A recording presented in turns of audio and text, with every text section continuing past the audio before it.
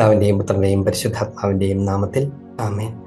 കർത്താവായ യേശോയെ, അവതാരം ചെയ്ത വചനമാകുന്ന അങ്ങയെ സ്വീകരിക്കാനായി കാത്തിരിക്കുന്ന ഈ മനുഷ്യാവതാര ഒരുക്ക കാലഘട്ടത്തിൽ ഞങ്ങൾ അങ്ങയെ ആരാധിക്കുന്നു. അവിടുന്നാണ് വചനമായിരുന്ന, അനാദി മുതലേ ദൈവത്തോടു കൂടിയായിരുന്ന, ദൈവമായിരുന്ന അങ്ങ് തന്നെയാണ് ഈ ഭൂമിയിലേക്ക് ഇറങ്ങി വന്നതും ഞങ്ങളോട് കൂടെ വസിക്കാൻ തീരുമാനിച്ചതും ഞങ്ങളോട് കൂടെ അനുദിനം വസിക്കുന്നതും. ആ അവതാരം ചെയ്ത വചനത്തിലൂടെയാണ് ഞങ്ങൾ അങ്ങയെ അറിയുന്നത്. അവതാരം ചെയ്ത വചനം ഞങ്ങളോടൊത്ത് ജീവിക്കുകയും ഞങ്ങളെ പഠിപ്പിക്കുകയും ചെയ്തു. ഞങ്ങളെ പഠിപ്പിച്ച അങ്ങ് തന്നെയാകുന്ന വചനത്തെ പരിശുദ്ധാത്മാവിൻ്റെ നിവേശനത്താൽ രേഖപ്പെടുത്തി. ആ വചനം പരിശുദ്ധ സഭയാകുന്ന ഈശോയുടെ തന്നെ ശരീരത്തിൽ ഇന്നും വസിക്കുന്നു. ആ പരിശുദ്ധ ശരീരമാകുന്ന തിരുസഭ വചനത്തെ യുഗാന്ത്യം വരെ ഈ ലോകത്തിന് നൽകിക്കൊണ്ടിരിക്കുന്നു. വചനമാകുന്ന അങ്ങയെ അറിയാനും അങ്ങയുടെ പ്രബോധനങ്ങൾ അറിയാനും ഞങ്ങളെ സഹായിക്കണമേ. ദൈവവചനത്തിൻ്റെ ഉള്ളർത്ഥങ്ങൾ ഗ്രഹിക്കാൻ ഞങ്ങളുടെ ആത്മാവിനെ അവിടുന്ന് ഒരുക്കണമേ. ദൈവവചനത്തെ ശരിയായ വിധത്തിൽ മനസ്സിലാക്കാൻ, ദൈവവചനത്തെ പരിശുദ്ധ സഭ മനസ്സിലാക്കുന്നത് പോലെ ഗ്രഹിക്കാൻ, തിരുസഭയിൽ വചനം വ്യാഖ്യാനിക്കാൻ അവിടുന്ന് ഞങ്ങൾക്ക് കൃപ തരണമേ. ഈ ഭൂമിയിൽ വെച്ച് ഞങ്ങൾ അറിയുന്ന അങ്ങയെ സ്വർഗരാജ്യത്തിൽ പൂർണ്ണമായി അറിയാനിരിക്കുന്ന അങ്ങയെക്കുറിച്ചാണ് ഞങ്ങൾ ഈ ദിവസങ്ങളിലൊക്കെ കേൾക്കുന്നത്. സഭാപിതാക്കന്മാർ വ്യാഖ്യാനിക്കുകയും വിശുദ്ധർ ജീവിതം കൊണ്ട് രചിക്കുകയും ചെയ്ത വചനത്തെ ഞങ്ങൾക്ക് സമീപസ്ഥമാക്കണമേ. ഞങ്ങളോട് അവിടുന്ന് സംസാരിക്കണമേ. പരിശുദ്ധ മാതാവെ, വചനം ഹൃദയത്തിൽ സംഗ്രഹിക്കുകയും അവയുടെ മേൽ ഗാഠമായി ധ്യാനിക്കുകയും ചെയ്ത പരിശുദ്ധ മാതാവെ, തുടർന്നുള്ള സമയത്ത് ഞങ്ങളോട് കൂടെ ഉണ്ടായിരിക്കണമേ. ഞങ്ങൾക്കായി പ്രാർത്ഥിക്കണമേ. നന്മ നിറഞ്ഞ മറിയമേ സ്വസ്തി, കർത്താവ് അങ്ങയോട് കൂടെ സ്ത്രീകളിൽ അങ്ങ് അനുഗ്രഹിക്കപ്പെട്ടവളാകുന്നു. അങ്ങയുടെ ഉദരത്തിന്റെ ഫലമായി ഈശോ അനുഗ്രഹിക്കപ്പെട്ടവനാകുന്നു. പരിശുദ്ധ മറിയമേ തമ്പുരാന്റെ അമ്മേ, പാപികളായ ഞങ്ങൾക്ക് വേണ്ടി ഇപ്പോഴും ഞങ്ങളുടെ മരണസമയത്തും തമ്പുരാനോട് അപേക്ഷിച്ചു കൊള്ളണമേ. ആമേൻ. യേശും മിശിഹായ്ക്ക് സ്തുതിയായിരിക്കട്ടെ. മിശിഹായിൽ പ്രിയപ്പെട്ട സഹോദരങ്ങളെ, നമ്മുടെ ദൈവറൂമിനെ കുറിച്ചുള്ള പഠന പരമ്പരയുടെ 3ാമത്തെ ക്ലാസ്സിലേക്കാണ് നമ്മൾ പ്രവേശിക്കുന്നത്. ഏതാണ്ട് 63ാമത്തെ ക്ലാസ്സാണ് ഇത് ഞാൻ വിചാരിക്കുന്നു. നിങ്ങളെല്ലാവരും വളരെ താല്പര്യത്തോടെ ദൈവവചനത്തെക്കുറിച്ച് കേൾക്കാനാണ് തയ്യാറായിരിക്കുന്നതെന്ന് എനിക്കറിയാം. എപ്പോഴാണ് നേരിട്ട് ബൈബിളിനെ കുറിച്ച് പറഞ്ഞു തുടങ്ങുന്നത്, ബൈബിൾ വ്യാഖ്യാനത്തെക്കുറിച്ച് പറഞ്ഞു തുടങ്ങുന്നത് എന്ന് കേൾക്കാൻ തന്നെയാണ് നിങ്ങൾ കാത്തിരിക്കുന്നത്. അതിനെക്കുറിച്ച് നമുക്ക് സംസാരിക്കാനിരിക്കുന്നു. അതോടൊപ്പം തന്നെ ധാരാളം ചോദ്യങ്ങളുണ്ട്. ദൈവവചനത്തിൽ ആവിഷ്കൃതമായിരിക്കുന്ന രഹസ്യങ്ങൾ, സത്യങ്ങൾ അത് ഏത് തരത്തിലാണ്? ധാരാളം ആളുകൾ ചോദിക്കുന്നത് നിങ്ങൾ കേട്ടിട്ടുണ്ടാകും. സൃഷ്ടിയെക്കുറിച്ച് ബൈബിളിൽ പറയുന്നു, അത് ദൈവം ഇങ്ങനെ ഉണ്ടാകട്ടെ എന്ന് പറഞ്ഞപ്പോൾ പ്രപഞ്ചമുണ്ടായി. മനുഷ്യനെ മണ്ണുകൊണ്ട് കുഴച്ച് അവന് ജീവൻ നൽകി. എന്നാൽ ഒരുപക്ഷെ ഒരു സ്കൂളിലൊക്കെ പഠിക്കുന്ന ഒരു കൊച്ചു ചിലപ്പോൾ ബിഗ് ബാങ് പോലത്തെ തിയറികളിലൂടെ പ്രപഞ്ച സൃഷ്ടിയെക്കുറിച്ച് കേൾക്കാനിട വരും. മനുഷ്യോൽപ്പത്തിയെക്കുറിച്ച് ഇങ്ങനെ എവല്യൂഷൻ തിയറി, പരിണാമ സിദ്ധാന്തങ്ങൾ പോലത്തെ സിദ്ധാന്തങ്ങളിലൂടെ മനുഷ്യ ഉൽപ്പത്തിയെക്കുറിച്ച് ചിന്തിക്കുന്ന കേൾക്കാനിട വരും. അപ്പോൾ ബൈബിളിൽ പറയുന്ന കാര്യങ്ങൾ എങ്ങനെയാണ് അതിനെ മനസ്സിലാക്കേണ്ടത്, എന്താണ് അതിൻ്റെ നിജസ്ഥിതി തുടങ്ങിയ കാര്യങ്ങളെക്കുറിച്ചൊക്കെ അറിയാൻ വളരെ ആകാംക്ഷയോടെയാണ് നിങ്ങൾ ഇരിക്കുന്നതെന്ന് എനിക്കറിയാം. പക്ഷെ അവിടേക്ക് പോകുന്നതിന് മുൻപ് അടിസ്ഥാനപരമായ ചില കാര്യങ്ങൾ നമുക്ക് സംസാരിച്ചേ മതിയാകും. അതുകൊണ്ട് തന്നെ ഈ ദിവസങ്ങളിലെ ക്ലാസ്സുകൾ കുറച്ച് നേരിട്ട് വചനത്തെക്കുറിച്ചല്ല പറയുന്നതെന്ന് തോന്നിയാലും അത് കൂടുതൽ കാര്യമായി ശ്രദ്ധിക്കണം. കാരണം അവ വചനത്തെക്കുറിച്ചുള്ള പ്രബോധനത്തിന്റെ അടിത്തറയാണ്. അവയിൽ നിന്നാണ് ആരംഭിക്കേണ്ടത്. ഈ ദിവസങ്ങളിലൊക്കെ അതായത് ഇത് നമ്മൾ ഉപയോഗിക്കുന്ന ക്രമം തന്നെയും തിരുസഭ ദൈവവചനത്തെക്കുറിച്ച് പഠിപ്പിക്കുന്ന ക്രമമാണ്. അപ്പൊ അതുകൊണ്ട് തന്നെ ആദ്യത്തെ ഭാഗങ്ങളിൽ ചിലപ്പോൾ നമുക്ക് ഇങ്ങനത്തെ വിഷയങ്ങളെക്കുറിച്ച് കൂടുതൽ പറയേണ്ടി വരും. അത് ശ്രദ്ധാപൂർവം നമുക്ക് ഗ്രഹിക്കാൻ കഴിഞ്ഞാൽ പിന്നീട് അതിൻ്റെ പശ്ചാത്തലത്തിലാണ് ദൈവവചനത്തെക്കുറിച്ച് നേരിട്ട് സംസാരിക്കുന്നതും പിന്നീട് നമുക്ക്, ഞാൻ കരുതുന്നു, വിശുദ്ധ ഗ്രന്ഥത്തിന്റെ പല ഭാഗങ്ങളെയും അതർഹിക്കുന്ന വ്യാഖ്യാന രീതികളിൽ നമുക്ക് വ്യാഖ്യാനിക്കാനൊക്കെ ഒക്കെ ചെയ്യാൻ പറ്റും. നമുക്കത് പഠിക്കാനും അത് നമുക്ക് എങ്ങനെയാണ് ചെയ്യേണ്ടതെന്ന് ബോധ്യപ്പെടാനൊക്കെ നമുക്ക് സാധിക്കും. പലതരത്തിലുള്ള വചന വ്യാഖ്യാനങ്ങൾ ലോകത്തിൽ നിലനിൽക്കെ പലതരത്തിലുള്ള ആളുകൾ പലതരത്തിൽ വ്യാഖ്യാനിക്കുമ്പോൾ എങ്ങനെയാണ് തിരുവചനത്തെ ശരിക്കും വ്യാഖ്യാനിക്കേണ്ടത്, എന്തൊക്കെയായിരിക്കണം അതിന്റെ അടിസ്ഥാന തത്വങ്ങൾ, ഇതൊക്കെ നമുക്ക് പറയാൻ കിടക്കുകയാണ്. പക്ഷെ അതിനു മുൻപ് മനുഷ്യാവതാരം ചെയ്ത വചനം ഈ ഭൂമിയിലേക്ക് നൽകപ്പെട്ടതിന്റെ ഒരു ചെറിയ നാൾവഴികളെ കുറിച്ച് നമ്മൾ അറിയേണ്ടതുണ്ട്. അതുകൊണ്ട് നമ്മൾ കഴിഞ്ഞ ക്ലാസ്സിൽ നമ്മൾ കേട്ട കാര്യങ്ങൾ ഓർക്കുക. നമ്മൾ പറഞ്ഞത് ദൈവം മനുഷ്യനോട് സംസാരിച്ചു തുടങ്ങിയത് എങ്ങനെ എന്നാണ് പറഞ്ഞത്. അപ്പൊ നമ്മൾ ആദ്യത്തെ കാര്യം നമ്മളിങ്ങനെ പറഞ്ഞു, ഈ പ്രപഞ്ചത്തിൽ തന്നെ ദൈവം നമ്മോട് സംസാരിച്ചിട്ടുണ്ട്. ഈ പ്രപഞ്ചത്തിൽ നോക്കിയാൽ ഒരു പരിധി വരെ ദൈവത്തിന്റെ സ്പർശനം കാണാം എന്നൊക്കെ പറഞ്ഞു. അതിന് പൂർത്തീകരിച്ചൊന്നുമില്ല. പക്ഷെ എന്നാൽ തന്നെ ഒത്തിരി ആളുകൾ അതിനെക്കുറിച്ച് സംശയങ്ങൾ കൂടുതൽ ചോദിച്ചു. അപ്പൊ ഈ പ്രകൃതിയിൽ കാണുന്നതൊക്കെ ദൈവമാണോ? ഇനി ചിലപ്പോൾ നമുക്ക് തോന്നാവുന്ന ഒരു കാര്യം, പ്രപഞ്ചം തന്നെ ദൈവമാണ് എന്ന് കരുതുന്ന ചില തത്വശാസ്ത്രങ്ങളൊക്കെ ഉണ്ട്. പ്രപഞ്ചം തൂണിലും തുരുമ്പിലും ദൈവമുണ്ട് എന്നൊക്കെ പറയുന്ന പോലത്തെ, അതുപോലെ പ്രപഞ്ചം തന്നെ ദൈവമാണ്, ഒരു നേച്ചറിനെ ദൈവമാക്കുന്ന പാഷണ്ഡതകളൊക്കെ ഉണ്ടായിട്ടുണ്ട്. അപ്പൊ അതുമായിട്ട് ഇതെങ്ങനെയാണ് വേർതിരിക്കി നിൽക്കുന്നത് എന്നതിനെ കുറിച്ചൊക്കെയുള്ള പല ചോദ്യങ്ങളും. നമുക്ക് അതുകൊണ്ട് ഇന്നത് അല്പം കൂടി ഒന്ന് തുടർന്നിട്ട് വേണം നമുക്ക് അടുത്ത ഘട്ടത്തിലേക്ക് പോകാൻ. നേരിട്ട് വചനത്തെക്കുറിച്ചൊക്കെ പറയണം. നമുക്ക് പഴയ നിയമം പുതിയ നിയമം തമ്മിലുള്ള വ്യത്യാസത്തെക്കുറിച്ച് പറയാനുണ്ട്. അങ്ങനെ ഒത്തിരി മേഖലകൾ ദൈവവചനത്തെക്കുറിച്ച് സംസാരിക്കാനുണ്ട്. പക്ഷെ അതിന്റെ അടിത്തറകൾ ഇടുന്ന ഈ സമയത്ത് നമ്മൾ അല്പം ക്ഷമയോടുകൂടെ അത് കാത്തിരിക്കുകയും ഉൾക്കൊള്ളുകയും ചെയ്യുന്നത് നമുക്ക് ഒത്തിരി പ്രയോജനപ്പെടും. കഴിഞ്ഞ പ്രാവശ്യം നമ്മൾ പറഞ്ഞത് ഈ പ്രപഞ്ചത്തിൽ കാണപ്പെടുന്ന ദൈവത്തിന്റെ ഛായയെക്കുറിച്ചാണ്. ഇത് ഞാൻ വെറുതെ പറഞ്ഞതല്ല. ദൈവവചനത്തെക്കുറിച്ച്, ദൈവത്തെ അറിയാനുള്ള വഴികളെക്കുറിച്ച് CCC 31 പാരഗ്രാഫ് മുതൽ സംസാരിച്ചു തുടങ്ങിയ. അങ്ങനെ 31 പാരഗ്രാഫിൽ അത് വിഷയത്തെക്കുറിച്ച് സംസാരിക്കും. പിന്നീട് കുറച്ച് പേജുകൾക്കപ്പുറത്ത് 54 മുതലുള്ള പാരഗ്രാഫുകളിൽ ദൈവാവിഷ്കരണത്തിന്റെ ഘട്ടങ്ങളെക്കുറിച്ച് പറയും. ദൈവാവിഷ്കരണത്തിന്റെ ഘട്ടങ്ങൾ എന്ന് പറഞ്ഞാൽ ദൈവം, നമ്മൾ ആദ്യം പറഞ്ഞല്ലോ, ദൈവം തന്നെ ആവിഷ്കരിക്കുന്നത്, തന്നെ അവതരിപ്പിക്കുന്നത് ഒറ്റയടിക്ക് പെട്ടെന്നല്ല, പകരം ഘട്ടങ്ങളായിട്ടാണ് എന്നൊക്കെ നമ്മൾ പറഞ്ഞു. ആ ഘട്ടങ്ങളെക്കുറിച്ച് നമ്മൾ കേൾക്കാൻ പോവുകയാണ്. അതിൽ ഒന്നാമത്തെ ഘട്ടം അതിങ്ങനെയാണ് ആരംഭിക്കുന്നത്. 54 CCCയുടെ 54 പാരഗ്രാഫിന്റെ ഒരു ഭാഗമാണ് ഇപ്പൊ വായിക്കുന്നത്. അതിങ്ങനെയാണ്: തന്റെ വചനത്തിലൂടെ സർവവും സൃഷ്ടിച്ച് പരിപാലിക്കുന്ന ദൈവം തന്നെ പറ്റിയുള്ള സ്ഥായിയായ സാക്ഷ്യം സൃഷ്ടവസ്തുക്കളിലൂടെ മനുഷ്യന് നൽകുന്നു. ഒന്നാമത്തെ കാര്യം അതാണ്. തന്റെ വചനത്തിലൂടെ സകലതും സൃഷ്ടിച്ച് പരിപാലിക്കുന്ന ദൈവം, തന്റെ വചനത്തിലൂടെയാണ് ദൈവം തന്നെ പ്രപഞ്ചത്തെ സൃഷ്ടിച്ചത് എന്ന് നമുക്കറിയാം. വചനം മിശിഹ തന്നെയാണ് എന്ന് നമുക്കറിയാം.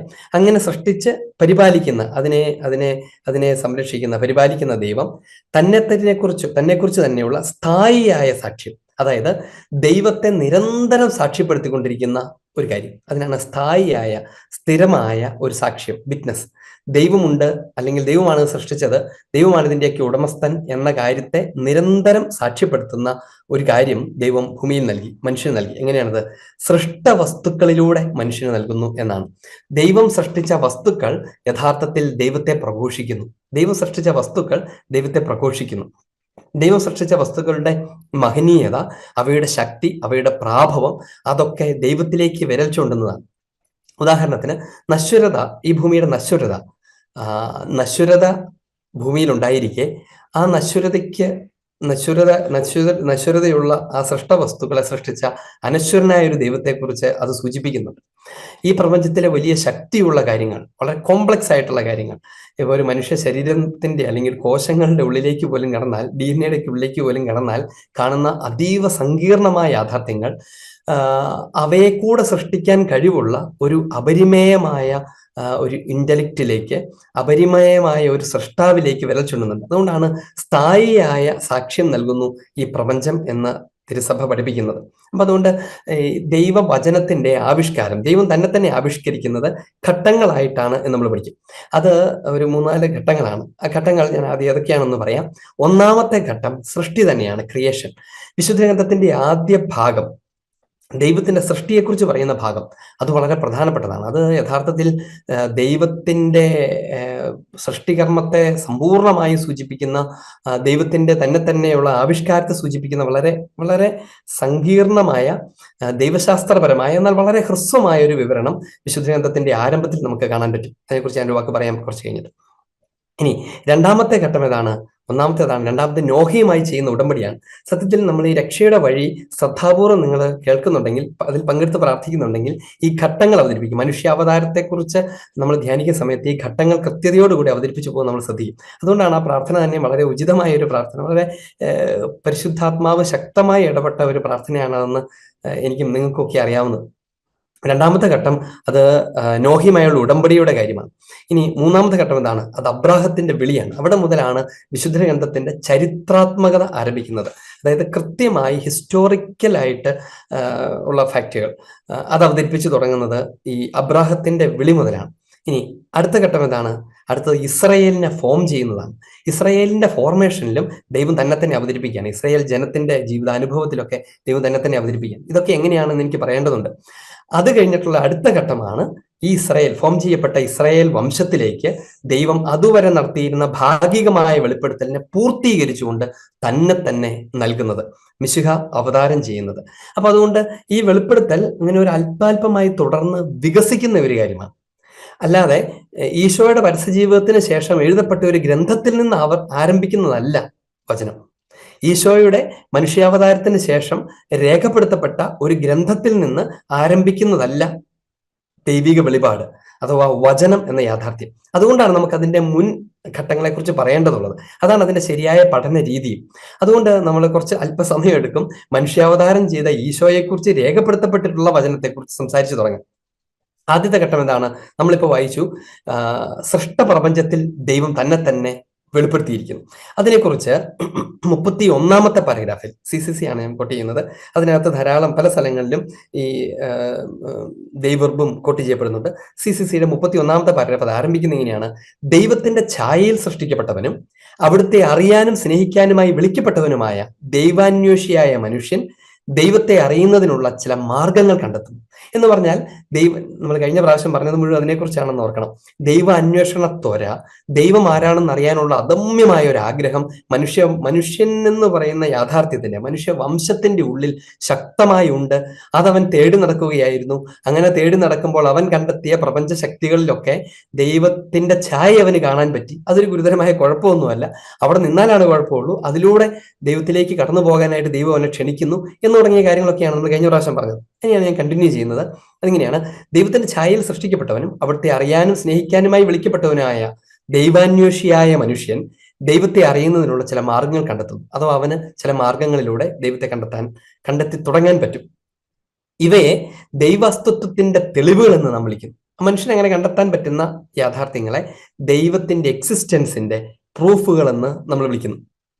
പക്ഷെ ഇവയെ പ്രകൃതിശാസ്ത്രങ്ങളെ അനുസൃതമായ തെളിവുകളായിട്ടല്ല നാം മനസ്സിലാക്കുന്നത്. എന്ന് പറഞ്ഞാൽ ഇത് കണ്ടോ, ഈ തെളിവ് നോക്കൂ, അത് ദൈവമാണ്, അങ്ങനെ തീർത്തും അങ്ങനെ അങ്ങ് പറയാവുന്നത് പോലത്തെ ഒരു നാച്ചുറൽ ആയിട്ടുള്ള ചില പ്രൂഫുകൾ എടുത്തു കാണിക്കുക എന്നുള്ളതല്ല നാം മനസ്സിലാക്കുന്നത്. പകരം സത്യത്തെപ്പറ്റി നമുക്ക് ശരിയായി ഉറപ്പ് നൽകുന്നതിന് സഹായകമായ അവ സമന്വയിപ്പിക്കുന്നതും ബോധ്യമരുളുന്നതുമായ വാദമുഖങ്ങളായിട്ടാണ്. നമുക്ക് സത്യത്തെക്കുറിച്ച് ശരിക്കും മനസ്സിലാക്കാൻ പറ്റുന്ന, വിശ്വാസമുള്ള ഒരു മനുഷ്യന് ദൈവത്തെക്കുറിച്ച് പൂർണ്ണതയോടുകൂടെ മനസ്സിലാക്കാൻ കഴിയുന്ന, അല്ലെങ്കിൽ പൂർണ്ണമായും ശരിയായി ഉറപ്പായും മനസ്സിലാക്കാൻ കഴിയുന്ന ചില കാര്യങ്ങളിലേക്ക് വിരൽ ചൂണ്ടുന്ന, അല്ലെങ്കിൽ അതിന് നമ്മളെ സഹായിക്കുന്ന ചില വാദമുഖങ്ങളെ കുറിച്ചാണ് നമ്മൾ കേൾക്കാൻ പോകുന്നത്. ഇനി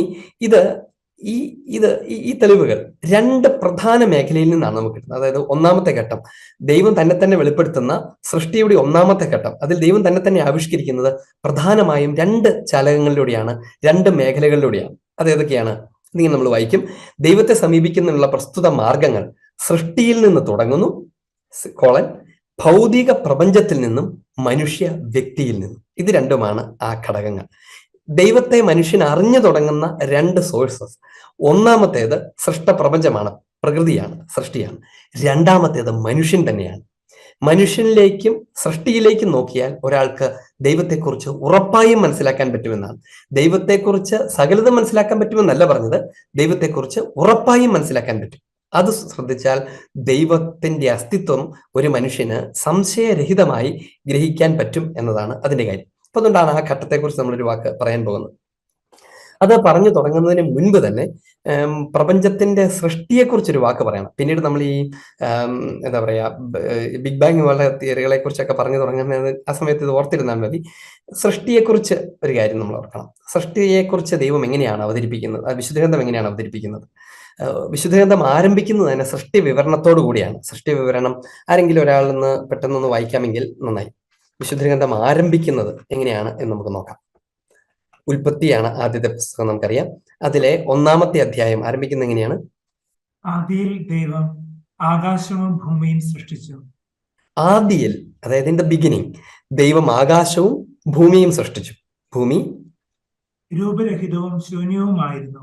രൂപരഹിതവും ശൂന്യമായിരുന്നു. ക്യാവോസ് എന്ന് പറഞ്ഞാൽ അത് ശൂന്യത എന്ന് ശൂന്യതയാണ്, രൂപരഹിതമായിരുന്നു. അങ്ങനത്തെ ഒരു അവസ്ഥയിൽ ദൈവം അതിനെ സൃഷ്ടിച്ചു. എന്നിട്ടോ ആഴത്തിന് മുകളിൽ അന്ധകാരം വ്യാപിച്ചിരുന്നു. ദൈവത്തിന്റെ ചൈതന്യം വെള്ളത്തിന് മീതെ ചലിച്ചു. അതിന്റെ മുകളിൽ ദൈവത്തിന്റെ ചൈതന്യം വെള്ളത്തിന് മീതെ ചലിച്ചുകൊണ്ടിരുന്നു. ദൈവത്തിന്റെ ചൈതന്യം ജലത്തിന് മീതെ ചലിച്ചുകൊണ്ടിരുന്നു. ജലത്തിന് മീതെ ചലിച്ചുകൊണ്ടിരുന്നു. കൃത്യമായ ഹിബ്രു ബറേഷിദ് ബാറ എലോഹിം എന്ന് പറയാൻ തുടങ്ങുന്നത്. ദൈവം ആദിയിൽ ആകാശവും ഭൂമിയെ സൃഷ്ടിച്ചു.